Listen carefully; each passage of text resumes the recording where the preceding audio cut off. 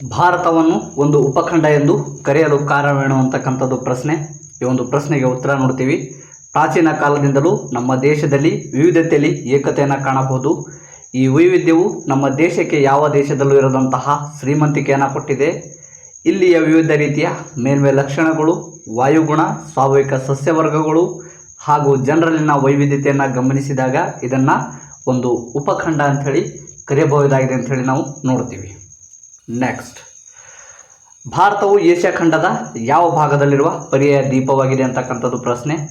ಹಾಗಾದ್ರೆ ನಾವು ಮೊದಲು ಗೊತ್ತಿರಬೇಕು ಪರ್ಯಾಯ ದ್ವೀಪ ಅಂದರೆ ಏನು ಅಂಥೇಳಿ ಗೊತ್ತಿರಬೇಕು. ಅಂದ್ರೆ 3 ಕಡೆ ಸಮುದ್ರದಿಂದ, 1 ಕಡೆ ಭೂಭಾಗದಿಂದ ಕೂಡಿರುವುದನ್ನು ಏನಂತೇಳಿ ಕರೀತಾರಂದ್ರೆ ಪರ್ಯಾಯ ದ್ವೀಪ ಅಂಥೇಳಿ ಕರೀತಕ್ಕಂಥದ್ದು ನೋಡ್ತೀವಿ. ಹಾಗಾದ್ರೆ ಭಾರತ ಖಂಡವು ಏಷ್ಯಾ ಖಂಡದ ಯಾವ ಭಾಗದಲ್ಲಿರುವ ಪರ್ಯಾಯ ದ್ವೀಪವಾಗಿದೆ ಅಂದ್ರೆ ದಕ್ಷಿಣ ಭಾಗದಲ್ಲಿರುವ ಪರ್ಯಾಯ ದ್ವೀಪವಾಗಿದೆ ಅಂಥೇಳಿ ನಮ್ಗೆ ಗೊತ್ತಿರಬೇಕು. ಅದೇ ರೀತಿಯಾಗಿ ಭಾರತಕ್ಕೆ ಭಾರತವೆಂಬ ಹೆಸರು ಬರಲು ಕಾರಣ ಅಂತಕ್ಕಂಥದ್ದು ಪ್ರಶ್ನೆ. ಹಾಗಾದ್ರೆ ಈ ಒಂದು ಪ್ರಶ್ನೆಗೆ ಉತ್ತರ ನೋಡ್ತೀವಿ ನಾವು. ಭರತ ಎಂಬ ಪುರಾತನ ಚಕ್ರವರ್ತಿಯ ಹೆಸರಿನಿಂದ ಬಂದಿದೆ ಅಂತ ಹೇಳಿ ನೋಡ್ತೀವಿ. ಅಂದ್ರೆ ಭಾರತದಲ್ಲಿ ಭರತ ಎಂಬ ಚಕ್ರವರ್ತಿ ಆಳ್ವಿಕೆ ಮಾಡಿದನು. ಅವನಿಂದ ಏನದ ಅಂದ್ರೆ ಭಾರತಕ್ಕೆ ಭಾರತ ಎಂಬ ಹೆಸರು ಬಂದಿದೆ ಅಂತೇಳಿ ನಮ್ಗೆ ಗೊತ್ತಿರಬೇಕು. ನೆಕ್ಸ್ಟ್, ಅದೇ ರೀತಿಯಾಗಿ ಇಂಡಿಯಾ ಎಂಬ ಹೆಸರು ಯಾವ ನದಿಯಿಂದ ಬಳಕೆಗೆ ಬಂದಿದೆ ಅಂತಕ್ಕಂಥದ್ದು ಪ್ರಶ್ನೆ. ಹಾಗಾದ್ರೆ ನಮ್ಗೆ ಗೊತ್ತಿರಬೇಕು ಇಂಡಿಯಾ ಎಂಬ ಹೆಸರು ಯಾವ ಒಂದು ನದಿಯ ಬಳಕೆಯಿಂದ ಬಂದಿದೆ ಅಂದ್ರೆ ಸಿಂಧು ನದಿಯಿಂದ. ನೆಕ್ಸ್ಟ್, ಭಾರತದ ಯಾವ ಭಾಗ ಕಿರಿದಾಗಿದೆ ಅಂತಕ್ಕಂಥದ್ದು. ಅದೇ ರೀತಿಯಾಗಿ ಯಾವ ಭಾಗ ತ್ರಿಕೋನಾಕೃತಿಯಲ್ಲಿದೆ, ಅಥವಾ ಇನ್ನೊಂದು ನೋಡ್ತೀವಿ ಪ್ರಶ್ನೆ, ಯಾವ ಭಾಗ ಹಿಂದೂ ಮಹಾಸಾಗರದಲ್ಲಿ ಚಾಚಿಕೊಂಡಿದೆ ಅಂತಕ್ಕಂಥದ್ದು ಪ್ರಶ್ನೆ. ಹಾಗಾದ್ರೆ ನಮ್ಗೆ ಗೊತ್ತಿರಬೇಕು, ಒಂದು ಮ್ಯಾಪ್ನ ನೋಡಿದಾಗ ಗೊತ್ತಾಗ್ತದೆ ಭಾರತದ ಯಾವ ಭಾಗ ಕಿರಿದಾಗಿದೆ ಅಂತಕ್ಕಂಥದ್ದು, ಅದೇ ರೀತಿಯಾಗಿ ಯಾವ ಭಾಗ ತ್ರಿಕೋನ ಆಕೃತಿಯಲ್ಲಿದೆ ಅಂತಕ್ಕಂಥದ್ದು, ಯಾವ ಭಾಗ ಹಿಂದೂ ಮಹಾಸಾಗರದಲ್ಲಿ ಚಾಚಿಕೊಂಡಿದೆ ಅಂತಕ್ಕಂಥದ್ದು ಪ್ರಶ್ನೆ. ಹಾಗಾದ್ರೆ ಈ ಒಂದು ಪ್ರಶ್ನೆಗೆ ಉತ್ತರ ಬಂದುಬಿಟ್ಟು ಯಾವುದು ಅಂದ್ರೆ ದಕ್ಷಿಣ ಭಾಗ ಅಂತಕ್ಕಂಥದ್ದು. ಈ ಒಂದು ದಕ್ಷಿಣ ಭಾಗ ಏನದಾದ್ರೆ ಕಿರಿದಾದ ಭಾಗವಾಗಿದೆ. ಅದೇ ರೀತಿಯಾಗಿ ಏನದಂದರೆ ಇದು ತ್ರಿಕೋನಾಕೃತಿಯಲ್ಲಿದೆ ಅಂತ ಹೇಳಿ ನಮ್ಗೆ ಗೊತ್ತಿರಬೇಕು. ಇದು ಏನದಂದ್ರೆ ಹಿಂದೂ ಮಹಾಸಾಗರದಲ್ಲಿ ಚಾಚಿಕೊಂಡಿದೆ ಅಂತ ಹೇಳಿ ನಮ್ಗೆ ಗೊತ್ತಿರಬೇಕು. ನೆಕ್ಸ್ಟ್ ಪ್ರಶ್ನೆಯನ್ನು ನೋಡ್ತೀವಿ. ಭಾರತವು ಭೂಮಿಯ ಯಾವ ಗೋಳಾರ್ಧದಲ್ಲಿದೆ ಅಂತಕ್ಕಂಥದ್ದು ಪ್ರಶ್ನೆ. ಹಾಗಾದ್ರೆ ನಮ್ಗೆ ಗೊತ್ತಿರಬೇಕು ಉತ್ತರ ಬಂದುಬಿಟ್ಟು ಉತ್ತರ ಗೋಳಾರ್ಧದಲ್ಲಿದೆ ಅಂಥೇಳಿ ನಮ್ಗೆ ಗೊತ್ತಿರಬೇಕು. ಗೋಳಾರ್ಧದಲ್ಲಿದೆ ಅಂಥೇಳಿ ನಮ್ಗೆ ಗೊತ್ತಿರಬೇಕು. ಅದೇ ರೀತಿಯಾಗಿ ಭಾರತದ ವಿಸ್ತೀರ್ಣವೆಷ್ಟು ಅಂತ ಹೇಳಿ ಕೇಳಿದ್ರೆ ನಮ್ಗೆ ಗೊತ್ತಿರಬೇಕು. ಭಾರತದ ವಿಸ್ತೀರ್ಣ ಬಂದುಬಿಟ್ಟು 32,87,263 ಚದರ ಕಿಲೋಮೀಟರ್ನಷ್ಟಿದೆ ಅಂಥೇಳಿ ನಮ್ಗೆ ಗೊತ್ತಿರಬೇಕು. ಅದೇ ರೀತಿಯಾಗಿ ಭಾರತ ಪ್ರಪಂಚದ ಎಷ್ಟನೆಯ ದೊಡ್ಡ ರಾಷ್ಟ್ರ ಅಂತಕ್ಕಂಥದ್ದು ಪ್ರಶ್ನೆ. ಭಾರತ ಪ್ರಪಂಚದ ಎಷ್ಟನೆಯ ದೊಡ್ಡ ರಾಷ್ಟ್ರ ಅಂದರೆ 7ನೆಯ ದೊಡ್ಡ ರಾಷ್ಟ್ರ. ನೆಕ್ಸ್ಟ್, ಅದೇ ರೀತಿಯಾಗಿ ಭಾರತ ಪ್ರಪಂಚದ ಭೂಕ್ಷೇತ್ರ ಎಷ್ಟಿದೆ ಅಂತಕ್ಕಂಥದ್ದು ಎಷ್ಟಿದೆ ಅಂದ್ರೆ 2.4%. ನೆಕ್ಸ್ಟ್, ಭಾರತದಲ್ಲಿ ಎಷ್ಟು ರಾಜ್ಯಗಳಿವೆ ಅಂತ ಹೇಳಿ ನಮ್ಗೆ ಗೊತ್ತಿರಬೇಕು. ಭಾರತದಲ್ಲಿ 29 ರಾಜ್ಯಗಳಿವೆ. ಅದೇ ರೀತಿಯಾಗಿ ನಮ್ಗೆ ಗೊತ್ತಿರಬೇಕು ಭಾರತದಲ್ಲಿ ಎಷ್ಟು ಕೇಂದ್ರಾಡಳಿತ ಪ್ರದೇಶಗಳಿವೆ ಅಂತಕ್ಕಂಥದ್ದು. ಭಾರತದಲ್ಲಿ ಎಷ್ಟು ಕೇಂದ್ರಾಡಳಿತ ಪ್ರದೇಶಗಳಿವೆ ಅಂದ್ರೆ ಭಾರತದಲ್ಲಿ 6 ಕೇಂದ್ರಾಡಳಿತ ಪ್ರದೇಶಗಳಿವೆ ಅಂತೇಳಿ ನಮ್ಗೆ ಗೊತ್ತಿರಬೇಕು. ಭಾರತವು 2011 ಜನಗಣತಿಯ ಪ್ರಕಾರ ಎಷ್ಟು ಕೋಟಿ ಜನಸಂಖ್ಯೆಯನ್ನು ಹೊಂದಿದೆ ಅಂತಕ್ಕಂಥದ್ದು ಪ್ರಶ್ನೆ.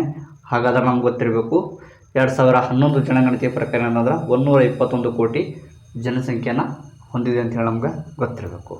ಅದೇ ರೀತಿಯಾಗಿ ಭಾರತ ಪ್ರಪಂಚದ ಒಟ್ಟು ಜನಸಂಖ್ಯೆಯ ಶೇಕಡ ಎಷ್ಟಿದೆ ಅಂದ್ರೆ ಉತ್ತರ ಬಂದುಬಿಟ್ಟು 17.5% ಅಂತಕ್ಕಂಥದ್ದು. ನೆಕ್ಸ್ಟ್, ಭಾರತದ ರಾಷ್ಟ್ರೀಯ ರಾಜಧಾನಿ ಯಾವುದು ಅಂತಕ್ಕಂಥದ್ದು ಪ್ರಶ್ನೆ. ಈ ಒಂದು ಪ್ರಶ್ನೆಗೆ ಉತ್ತರ ಬಂದುಬಿಟ್ಟು ಭಾರತದ ರಾಷ್ಟ್ರೀಯ ರಾಜಧಾನಿ ಯಾವುದು ಅಂದ್ರೆ ದೆಹಲಿ. ಅದೇ ರೀತಿಯಾಗಿ NCT ವಿಸ್ತರಿಸಿ. NCT ಅಂದರೆ ಗೊತ್ತಿರಬೇಕು ನ್ಯಾಷನಲ್ ಕ್ಯಾಪಿಟಲ್ ಟೆರಿಟರಿ ಅಂತಕ್ಕಂಥದ್ದು.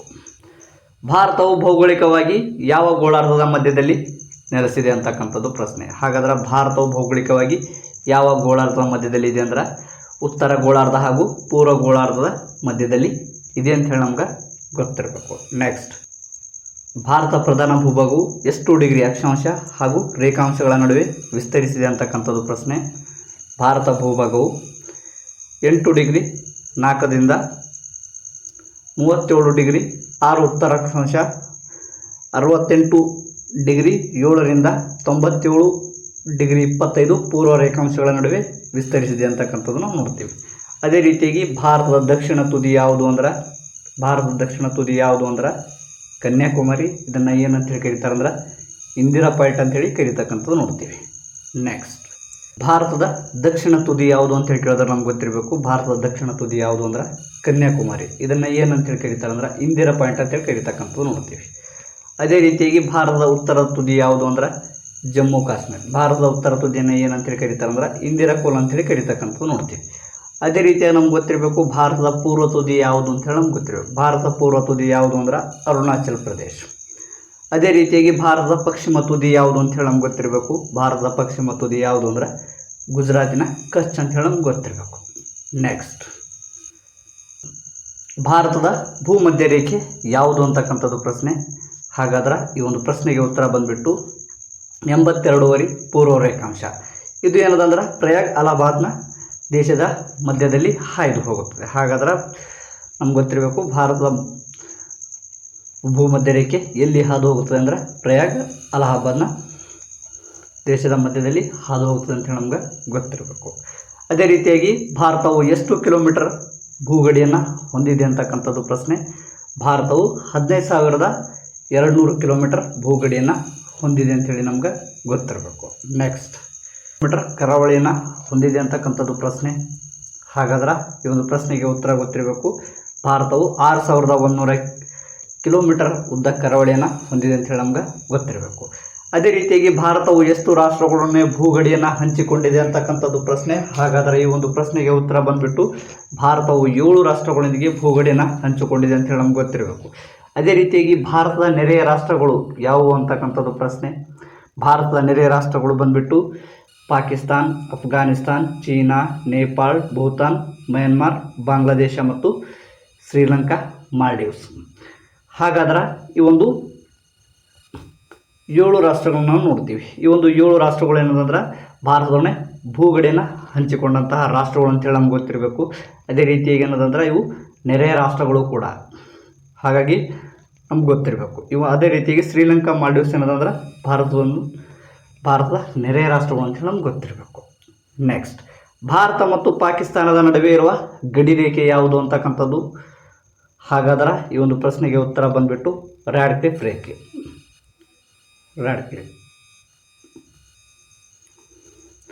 ನೆಕ್ಸ್ಟ್, ಭಾರತ ಮತ್ತು ಚೀನಾದ ನಡುವೆ ಇರುವ ಗಡಿ ರೇಖೆ ಯಾವುದು ಅಂತಕ್ಕಂಥದ್ದು ಪ್ರಶ್ನೆ. ಭಾರತ ಮತ್ತು ಚೀನಾದ ನಡುವೆ ಇರತಕ್ಕಂತಹ ಗಡಿ ರೇಖೆ ಯಾವುದು ಅಂದ್ರೆ ಮ್ಯಾಕ್ಮೋಹನ್ ರೇಖೆ. ಅದೇ ರೀತಿಯಾಗಿ ಭಾರತ ಮತ್ತು ಅಫ್ಘಾನಿಸ್ತಾನದ ನಡುವೆ ಇರುವ ಗಡಿ ರೇಖೆ ಯಾವುದು ಅಂತಕ್ಕಂಥದ್ದು. ಹಾಗಾದರೆ ಯಾವುದು ಅಂದ್ರೆ ಡ್ಯೂರಾಂಡ್ ರೇಖೆ. ನೆಕ್ಸ್ಟ್, ಭೌಗೋಳಿಕ ಲಕ್ಷಣದ ಆಧಾರದ ಮೇಲೆ ಭಾರತ ದೇಶವನ್ನು ಎಷ್ಟು ವಿಭಾಗಗಳಾಗಿ ವಿಂಗಡಿಸಲಾಗಿದೆ ಅಂತಕ್ಕಂಥದ್ದು ಪ್ರಶ್ನೆ. ಹಾಗಾದ್ರೆ ಈ ಒಂದು ಪ್ರಶ್ನೆಗೆ ಉತ್ತರ ಬಂದುಬಿಟ್ಟು 4 ಅಂತಕ್ಕಂಥದ್ದು. ಹಾಗಾದ್ರೆ ಅವುಗಳು ಯಾವುವು ಅಂತೇಳಿ ನಮ್ಗೆ ಗೊತ್ತಿರಬೇಕು. ಉತ್ತರದ ಪರ್ವತಗಳು, ಉತ್ತರ ಭಾರತದ ಮಹಾಮೈದಾನ, ಪರ್ಯಾಯ ಪ್ರಸ್ಥಭೂಮಿ, ಕರಾವಳಿ ಪ್ರದೇಶಗಳು. ಇವೇನಂದ್ರೆ 4 ವಿಭಾಗಗಳಾಗಿ ವಿಂಗಡಿಸಲಾಗಿರ್ತಕ್ಕಂಥದ್ದು ನೋಡ್ತೀವಿ. ಹಾಗಾದ್ರೆ ಇವುಗಳನ್ನು ಯಾವ ಒಂದು ಆಧಾರದ ಮೇಲೆ ವಿಂಗಡಿಸಲಾಗಿದೆ ಅಂತೇಳಿ ಪ್ರಶ್ನೆಯನ್ನು ಕೇಳ್ತಕ್ಕಂಥದ್ದು ನೋಡ್ತೀವಿ. ಸೊ ಹಾಗಾಗಿ ನಮ್ಗೆ ಗೊತ್ತಿರಬೇಕು ಇವುಗಳನ್ನ ಭೌಗೋಳಿಕ ಲಕ್ಷಣಗಳ ಆಧಾರದ ಮೇಲೆ ಏನಂದ್ರೆ ಭಾರತವನ್ನು 4 ವಿಭಾಗಗಳಾಗಿ ವಿಂಗಡಿಸಲಾಗಿದೆ ಅಂತೇಳಿ ನಮ್ಗೆ ಗೊತ್ತಿರಬೇಕು. ಅದೇ ರೀತಿಯಾಗಿ ನಾವು ನೋಡ್ತೀವಿ ನೆಕ್ಸ್ಟ್ ಪ್ರಶ್ನೆ. ಉತ್ತರ ಪರ್ವತದಲ್ಲಿ ಬರುವ ಯಾವ ಪರ್ವತ ಶ್ರೇಣಿಯು ಅತಿ ಎತ್ತರದ ಶಿಖರಗಳನ್ನು, ಆಳವಾದ ಕಣಿವೆಗಳನ್ನು, ಹಿಮ ನದಿಯನ್ನು ಹೊಂದಿದೆ ಅಂತಕ್ಕಂಥದ್ದು ಪ್ರಶ್ನೆ. ಹಾಗಾದ್ರೆ ಈ ಒಂದು ಪ್ರಶ್ನೆಗೆ ಉತ್ತರ ಬಂದುಬಿಟ್ಟು ಹಿಮಾಲಯ ಪರ್ವತ ಶ್ರೇಣಿ. ಈ ಒಂದು ಹಿಮಾಲಯ ಪರ್ವತ ಶ್ರೇಣಿಯು ಅತಿ ಎತ್ತರವಾದ ಶಿಖರಗಳನ್ನು ಹೊಂದಿರತಕ್ಕಂಥದ್ದು ನೋಡ್ತೀವಿ. ಅದೇ ರೀತಿಯಾಗಿ ಆಳವಾದ ಕಣಿವೆಗಳನ್ನು ಹೊಂದಿರತಕ್ಕಂಥದ್ದು ನೋಡ್ತೀವಿ. ಹಿಮ ನದಿಯನ್ನು ಹೊಂದಿರತಕ್ಕಂಥದ್ದು ನೋಡ್ತೀವಿ. ನೆಕ್ಸ್ಟ್, ಹಿಮಾಲಯ ಪರ್ವತ ಶ್ರೇಣಿಯು ಎಲ್ಲಿಂದ ಪ್ರಾರಂಭವಾಗುತ್ತದೆ, ಅದು ಎಷ್ಟು ಕಿಲೋಮೀಟರ್ ಉದ್ದವಾಗಿದೆ ಅಂತಕ್ಕಂಥದ್ದು ಪ್ರಶ್ನೆ. ಹಾಗಾದರೆ ನಮ್ಗೆ ಗೊತ್ತಿರಬೇಕು ಹಿಮಾಲಯ ಪರ್ವತ ಶ್ರೇಣಿಯು ಪಾಮೀರ್ ಗ್ರಂಥಿಯಿಂದ ಪ್ರಾರಂಭವಾಗಿ ಪೂರ್ವದಲ್ಲಿ ಅರುಣಾಚಲ್ ಪ್ರದೇಶವರೆಗೆ ಸುಮಾರು 2,500 ಕಿಲೋಮೀಟರ್ ಉದ್ದವಾಗಿದೆ ಅಂತ ಹೇಳಿ ನಮ್ಗೆ ಗೊತ್ತಿರಬೇಕು. ಅದೇ ರೀತಿಯಾಗಿ ನೆಕ್ಸ್ಟ್ ಪ್ರಶ್ನೆಯನ್ನು ನೋಡ್ತೀವಿ. ಮಡಿಕೆ ಪರ್ವತಗಳು ಎಷ್ಟು ಪ್ರಮುಖ ಶ್ರೇಣಿಗಳನ್ನು ಒಳಗೊಂಡಿದೆ ಅಂತಕ್ಕಂಥದ್ದು ಪ್ರಶ್ನೆ. ಹಾಗಾದ್ರೆ ಈ ಒಂದು ಪ್ರಶ್ನೆಗೆ ಉತ್ತರ ಬಂದುಬಿಟ್ಟು 3 ಅಂತಕ್ಕಂಥದ್ದು. ಹಾಗಾದ್ರೆ ಯಾವುವು ಅಂತೇಳಿ ನಮ್ಗೆ ಗೊತ್ತಿರಬೇಕು. ಶಿವಾಲಿಕ್ ಶ್ರೇಣಿ, ಇದನ್ನು ಹಿಮಾಲಯದ ಪಾದ ಬೆಟ್ಟಗಳು ಅಂಥೇಳಿ ಕರೀತಕ್ಕಂಥದ್ದು ನೋಡ್ತೀವಿ. ಅದೇ ರೀತಿಯಾಗಿ 2ನೇದು ಹಿಮಾಚಲ, ಇದನ್ನು ಮಧ್ಯ ಹಿಮಾಲಯ ಅಂಥೇಳಿ ಕರೀತಕ್ಕಂಥದ್ದು ನೋಡ್ತೀವಿ. ಅದೇ ರೀತಿಯಾಗಿ ಮೂರನೇ ನೋಡ್ತೀವಿ ನಾವು ಮಹಾ ಹಿಮಾಲಯ, ಇದನ್ನು ಹಿಮಾದ್ರಿ ಅಂಥೇಳಿ ಕರೀತಕ್ಕಂಥದ್ದು ನೋಡ್ತೀವಿ. ನೆಕ್ಸ್ಟ್ ಶಿವಾಲಿಕ್ ಶ್ರೇಣಿಯ ಮತ್ತೊಂದು ಹೆಸರು ಅಂತಕ್ಕಂಥದ್ದು ಪ್ರಶ್ನೆ. ಹಾಗಾದ್ರೆ ಈ ಒಂದು ಪ್ರಶ್ನೆಗೆ ಉತ್ತರ ಬಂದ್ಬಿಟ್ಟು ಶಿವಾಲಿಕ್ ಶ್ರೇಣಿಯ ಮತ್ತೊಂದು ಹೆಸರು ಯಾವುದು ಅಂದ್ರೆ ಹಿಮಾಲಯದ ಪಾದ ಬೆಟ್ಟಗಳು ಅಂತೇಳಿ ಕರೀತಕ್ಕಂಥದ್ದು ನೋಡ್ತೀವಿ. ನೆಕ್ಸ್ಟ್ ಭಾರತದ ಭೂಸ್ವರೂಪ ವಿಭಾಗಗಳಲ್ಲಿ ಯಾವುದು ಇತ್ತೀಚಿನ ಅವಧಿಯಲ್ಲಿ ನಿರ್ಮಿತವಾಗಿದೆ? ಯಾವುದು ಇತ್ತೀಚಿನ ಅಂತಕ್ಕಂಥದ್ದು ಹಾಗಾದರೆ ಇತ್ತೀಚಿನ ಅವಧಿಯಲ್ಲಿ ನಿರ್ಮಿತವಾಗಿರ್ತಕ್ಕಂಥದ್ದು ಯಾವುದು ಅಂದ್ರೆ ಶಿವಾಲಿಕ್ ಶ್ರೇಣಿ. ನೆಕ್ಸ್ಟ್ ಡೋನ್ಗಳು ಎಂದರೇನು? ಡೋನ್ಗಳಂದ್ರೆ ಏನು ಅಂತ ಹೇಳಿ ನಮ್ಗೆ ಗೊತ್ತಿರಬೇಕು. ಸಮತಟ್ಟಾದ ಕಿರಿದಾದ ಮೈದಾನಗಳಿಗೆ ಡೋನ್ ಎಂದು ಕರೆಯೋರು. ಹಾಗಾದ್ರೆ ಡೋನ್ಗಳಂದ್ರೆ ಸಮತಟ್ಟಾದ ಕಿರಿದಾದ ಮೈದಾನಗಳಿಗೆ ಏನಂತೇಳಿ ಕರೀತಾರೆ ಅಂದ್ರೆ ಡೋನ್ಗಳಂತೇಳಿ ಕರೀತಕ್ಕಂಥ ನೋಡ್ತೀವಿ. ಉದಾಹರಣೆಗೆ ಡೆಹ್ರಾ ಡೋನ್. ನೆಕ್ಸ್ಟ್ ಹಿಮಾಲಯದ ಪರ್ವತಗಳಲ್ಲಿ ಅತಿ ಎತ್ತರವಾದ ಹಾಗೂ ಮೊದಲು ನಿರ್ಮಿತಗೊಂಡಿರುವ ಸರಣಿ ಯಾವುದು ಅಂತಕ್ಕಂಥದ್ದು ಪ್ರಶ್ನೆ. ಹಾಗಾದರೆ ನಮ್ಗೆ ಗೊತ್ತಿರಬೇಕು. ಈ ಒಂದು ಪ್ರಶ್ನೆಗೆ ಉತ್ತರ ಬಂದ್ಬಿಟ್ಟು ಹಿಮಾಲಯ ಪರ್ವತಗಳಲ್ಲಿ ಅತಿ ಎತ್ತರವಾದ ಹಾಗೂ ಮೊದಲು ನಿರ್ಮಿತಗೊಂಡಿರುವ ಸರಣಿ ಯಾವುದು ಅಂದ್ರೆ ಮಹಾ ಹಿಮಾಲಯ. ಇದನ್ನು ಹಿಮಾದ್ರಿ ಅಂತೇಳಿ ಕೂಡ ಕರೀತಕ್ಕಂಥದ್ದು ನೋಡ್ತೀವಿ. ಹಾಗಾದ್ರೆ ಇದನ್ನು ಹಿಮಾದ್ರಿ ಅಂತೇಳಿ ಕರೆಯಲು ಕಾರಣ ಗೊತ್ತಿರಬೇಕು. ಹಾಗಾದ್ರೆ ಈ ಒಂದು ಪ್ರಶ್ನೆಗೆ ಉತ್ತರ ನೋಡ್ತೀವಿ ನಾವು. ಇದು ಸಂಪೂರ್ಣವಾಗಿ ಏನದಂದ್ರೆ ಹಿಮದಿಂದ ಆವೃತವಾಗಿರ್ತಕ್ಕಂಥ ನೋಡ್ತೀವಿ, ಅಂದ್ರೆ ಹಿಮದಿಂದ ರಚನೆಯನ್ನಗೊಂಡಿರ್ತಕ್ಕಂಥದ್ದು ನೋಡ್ತೀವಿ. ಸೊ ಹಾಗಾಗಿ ಇದನ್ನು ಏನಂತೇಳಿ ಕರೀತಾರೆ ಅಂದ್ರೆ ಹಿಮಾದ್ರಿ ಅಂತೇಳಿ ಕರೀತಕ್ಕಂಥದ್ದು ನೋಡ್ತೀವಿ. ನೆಕ್ಸ್ಟ್ ಪ್ರಪಂಚದಲ್ಲಿಯೇ ಅತ್ಯುನ್ನತ ಎತ್ತರವಾದ ಶಿಖರ ಯಾವುದು ಅಂತಕ್ಕಂಥದ್ದು ಪ್ರಶ್ನೆ. ಹಾಗಾದರೆ ಈ ಒಂದು ಪ್ರಶ್ನೆಗೆ ಉತ್ತರ ಬಂದ್ಬಿಟ್ಟು ಪ್ರಪಂಚದಲ್ಲಿಯೇ ಅತ್ಯುನ್ನತವಾದ ಶಿಖರ ಯಾವುದು ಅಂದ್ರೆ ಮೌಂಟ್ ಎವರೆಸ್ಟ್. ಅದೇ ರೀತಿಯಾಗಿ ಇದರ ಒಂದು ಎತ್ತರ ಎಷ್ಟು ಅಂತ ಹೇಳಿ ನಮ್ಗೆ ಗೊತ್ತಿರಬೇಕು. ಇದರ ಎತ್ತರ ಬಂದ್ಬಿಟ್ಟು 8848 ಮೀಟರ್ ಎತ್ತರವನ್ನು ಹೊಂದಿರತಕ್ಕಂಥದ್ದು ನೋಡ್ತೀವಿ. ಹಾಗಾದರೆ ಇದು ಎಲ್ಲಿ ಬರುತ್ತದೆ ಅಂತ ಹೇಳಿ ನಮ್ಗೆ ಗೊತ್ತಿರಬೇಕು. ಇದು ಎಲ್ಲಿ ಬರ್ತದೆ ಅಂದ್ರೆ ನೇಪಾಳ ಮತ್ತು ಟಿಬೆಟ್ನ ಮಧ್ಯದಲ್ಲಿ ಬರ್ತಕ್ಕಂಥದ್ದು ನೋಡ್ತೀವಿ. ನೆಕ್ಸ್ಟ್ ಗಂಗಾ ನದಿಯ ಉಗಮ ಸ್ಥಾನ ಯಾವುದು ಅಂತಕ್ಕಂಥದ್ದು ಪ್ರಶ್ನೆ. ಹಾಗಾದ್ರೆ ಈ ಒಂದು ಪ್ರಶ್ನೆಗೆ ಉತ್ತರ ಬಂದ್ಬಿಟ್ಟು ಗಂಗಾ ನದಿಯ ಉಗಮ ಸ್ಥಾನ ಯಾವುದು ಅಂದ್ರೆ ಗಂಗೋತ್ರಿ. ಮಹಾ ಹಿಮಾಲಯ ಸರಣಿಯಲ್ಲಿ ಉತ್ತರಕ್ಕಿರುವ ಮಡಿಕೆ ಪರ್ವತಗಳನ್ನು ಏನೆಂದು ಕರೆಯುತ್ತಾರೆ ಅಂತಕ್ಕಂಥದ್ದು ಪ್ರಶ್ನೆ. ಮಹಾ ಹಿಮಾಲಯ ಸರಣಿಯ ಉತ್ತರಕ್ಕಿರುವ ಮಡಿಕೆ ಪರ್ವತವನ್ನು ಏನಂತೇಳಿ ಕರೀತಾರೆ ಅಂದರೆ ಇದನ್ನು ಹೊರ ಹಿಮಾಲಯವೆಂದು ಕರೀತಕ್ಕಂಥದ್ದು ನೋಡ್ತೀವಿ. ಇದರಲ್ಲಿ ಏನದ ಅಂದ್ರೆ ಕಾರ್ಕ್ಯೂರಂ ಪರ್ವತ ಶ್ರೇಣಿ ಮತ್ತು ಕೈಲಾಸ ಪರ್ವತಗಳಿವೆ ಅಂತ ಹೇಳಿ ನಮ್ಗೆ ಗೊತ್ತಿರಬೇಕು. ನೆಕ್ಸ್ಟ್ ಭಾರತದಲ್ಲಿ ಅತಿ ಎತ್ತರವಾದ ಶಿಖರ ಯಾವುದು ಅಂತಕ್ಕಂಥದ್ದು ಪ್ರಶ್ನೆ. ಭಾರತದಲ್ಲಿ ಕೇಳಿದಾಗ ಏನಂದ್ರೆ ಅತಿ ಎತ್ತರವಾದ ಶಿಖರ ಯಾವುದು ಅಂದ್ರೆ ಈ ಒಂದು ಪ್ರಶ್ನೆಗೆ ಉತ್ತರ ಗೊತ್ತಿರಬೇಕು. ಹಾಗಾದ್ರೆ ಈ ಒಂದು ಪ್ರಶ್ನೆಗೆ ಉತ್ತರ ಬಂದ್ಬಿಟ್ಟು ಗ್ಯಾಡ್ವಿನ್ ಅಸ್ಟಿನ್, ಇದನ್ನು K2 ಅಂತೇಳಿ ಕರೀತಕ್ಕಂಥದ್ದು ನೋಡ್ತೀವಿ. ಇದರ ಒಂದು ಎತ್ತರ ಬಂದ್ಬಿಟ್ಟು 8611 ಮೀಟರ್ ಹೇಳಿ ನಮ್ಗೆ ಗೊತ್ತಿರಬೇಕು. ಅದೇ ರೀತಿಯಾಗಿ ಏನದಂದ್ರೆ ಈ ಒಂದು ಪ್ರದೇಶದಲ್ಲಿ ಏನದಂದ್ರೆ ಲಡಾಖ್ ಪ್ರಸ್ಥಭೂಮಿಯು ಕೂಡ ಕಂಡು ಬರ್ತಕ್ಕಂಥದ್ದು ನೋಡ್ತೀವಿ. ನೆಕ್ಸ್ಟ್ ಹಿಮಾಲಯದ ಮಹತ್ವ ಅಥವಾ ಪ್ರಯೋಜನಗಳು. ಹಿಮಾಲಯದ ಒಂದು ಮಹತ್ವಗಳು ನಮ್ಗೆ ಗೊತ್ತಿರಬೇಕು. ಹಿಮಾಲಯ ಪರ್ವತ ಶ್ರೇಣಿಗಳು ಭಾರತದ ಜನಜೀವನದ ಮೇಲೆ ಅಪಾರ ಪ್ರಭಾವವನ್ನು ಬೀರುತ್ತವೆ. ಅದೇ ರೀತಿಯಾಗಿ ಇವು ಭಾರತಕ್ಕೆ ರಕ್ಷಣೆಯನ್ನು ಒದಗಿಸುತ್ತವೆ. ಉತ್ತರ ಏಷ್ಯಾದಿಂದ ಬೀಸುವ ಶೀತ ಗಾಳಿಯನ್ನು ತಡೆಹಿಡಿಯುತ್ತವೆ. ಅದೇ ರೀತಿಯಾಗಿ ನದಿಗಳ ಉಗಮ ಪ್ರದೇಶವಾಗಿದೆ. ಅಂದರೆ ಹಿಮಾಲಯದಲ್ಲಿ ಬಹಳಷ್ಟು ನದಿಗಳು ಉಗಮವನ್ನು ಆಗ್ತಕ್ಕಂಥದ್ದು ನೋಡ್ತೀವಿ. ಅದೇ ರೀತಿಯಾಗಿ ಹಿಮಾಲಯ ಪರ್ವತಗಳು ಜಲ ವಿದ್ಯುತ್ ಶಕ್ತಿ ಉತ್ಪಾದನೆಗೆ ಅನುಕೂಲವಾಗಿವೆ. ಇದು ವಿಶಾಲವಾದ ಮೈದಾನಗಳನ್ನು ನಿರ್ಮಿಸಿವೆ. ವೈವಿಧ್ಯಮಯ ಸಸ್ಯ ಮತ್ತು ಪ್ರಾಣಿ ಸಂಕುಲಗಳಿಗೆ ಆಶ್ರಯ ತಾಣವಾಗಿವೆ. ಅಪಾರ ಪ್ರಮಾಣದ ಖನಿಜ ಸಂಪನ್ಮೂಲಗಳನ್ನು ಒಳಗೊಂಡಿವೆ. ಪ್ರವಾಸೋದ್ಯಮ ಮತ್ತು ಧಾರ್ಮಿಕ ಕೇಂದ್ರಗಳಿಗೆ ಪ್ರಾಮುಖ್ಯತೆಯನ್ನು ಪಡೆದಿವೆ ಅಂತ ಹೇಳಿ ನಮ್ಗೆ ಗೊತ್ತಿರಬೇಕು. ನೆಕ್ಸ್ಟ್ ಉತ್ತರ ಮಹಾಮೈದಾನದ ಇನ್ನೊಂದು ಹೆಸರು ಯಾವುದು ಅಂತಕ್ಕಂಥದ್ದು ಪ್ರಶ್ನೆ. ಈ ಒಂದು ಉತ್ತರ ಮೈದಾನವನ್ನು ಇನ್ನೊಂದು ಯಾವ ಹೆಸರಿನಿಂದ ಕರೀತಾರೆ ಅಂದ್ರೆ ಇದನ್ನು ಸಟ್ಲೇಜ್ ಗಂಗಾ ಮೈದಾನ ಅಂತೇಳಿ ಕರೀತಕ್ಕಂಥದ್ದು ನೋಡ್ತೀವಿ. ಅದೇ ಉತ್ತರದ ಮಹಾಮೈದಾನ ಎಲ್ಲಿ ಕಂಡು ಬರುತ್ತವೆ ಅಂತಕ್ಕಂಥದ್ದು ಪ್ರಶ್ನೆ.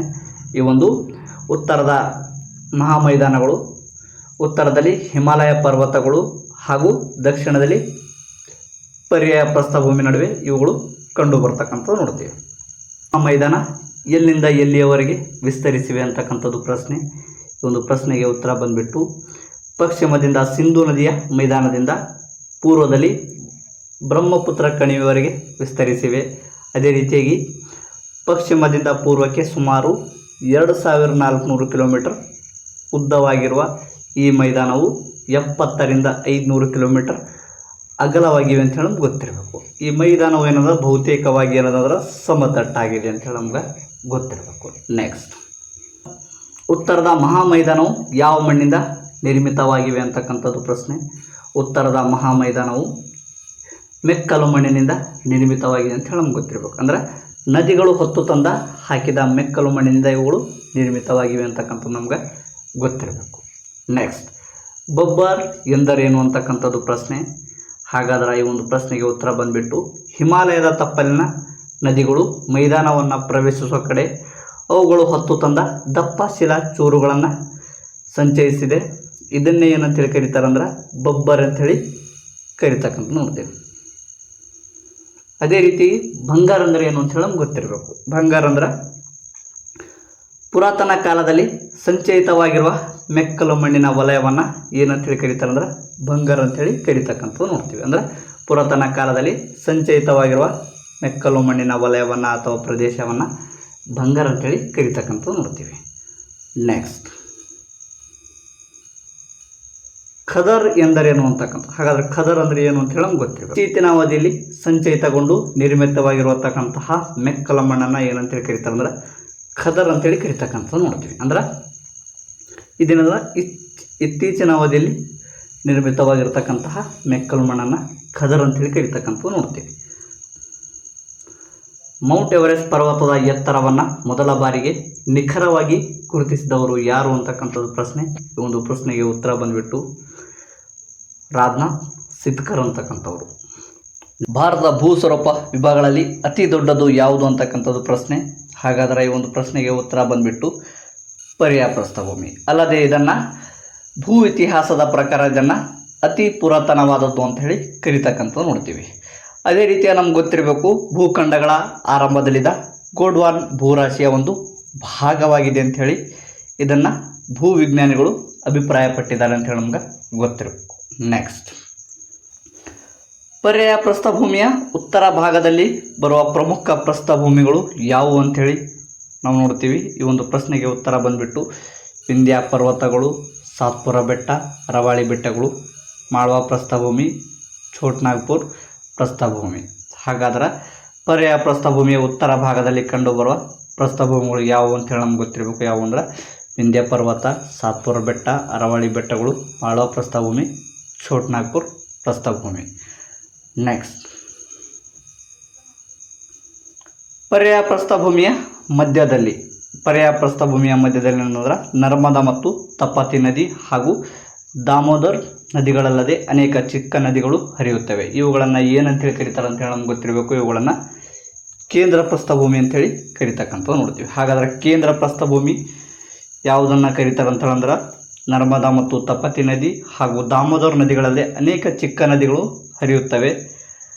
ಇವುಗಳನ್ನು ಏನಂತೇಳಿ ಕರೀತಾರೆ ಅಂದ್ರೆ ಕೇಂದ್ರ ಪ್ರಸ್ಥಭೂಮಿ ಅಂತೇಳಿ ಕರೀತಾರೆ. ಅಂದ್ರೆ ಪರ್ಯಾಯ ಪ್ರಸ್ಥಭೂಮಿಯ ಮಧ್ಯದಲ್ಲಿ ಇರ್ತಕ್ಕಂಥದಕ್ಕೆ ಏನಂತೇಳಿ ಕರೀತಾರೆ ಅಂದ್ರೆ ಕೇಂದ್ರ ಪ್ರಸ್ಥಭೂಮಿ ಅಂತೇಳಿ ಕರೀತಕ್ಕಂಥದ್ದು ನೋಡ್ತೀವಿ. ನೆಕ್ಸ್ಟ್, ಅದೇ ರೀತಿಯಾಗಿ ಪರ್ಯಾಯ ಪ್ರಸ್ಥಭೂಮಿಯ ದಕ್ಷಿಣದಲ್ಲಿ ಏನಿದೆ ಅಂದ್ರೆ ದಕ್ಕನ್ ಪ್ರಸ್ಥಭೂಮಿ.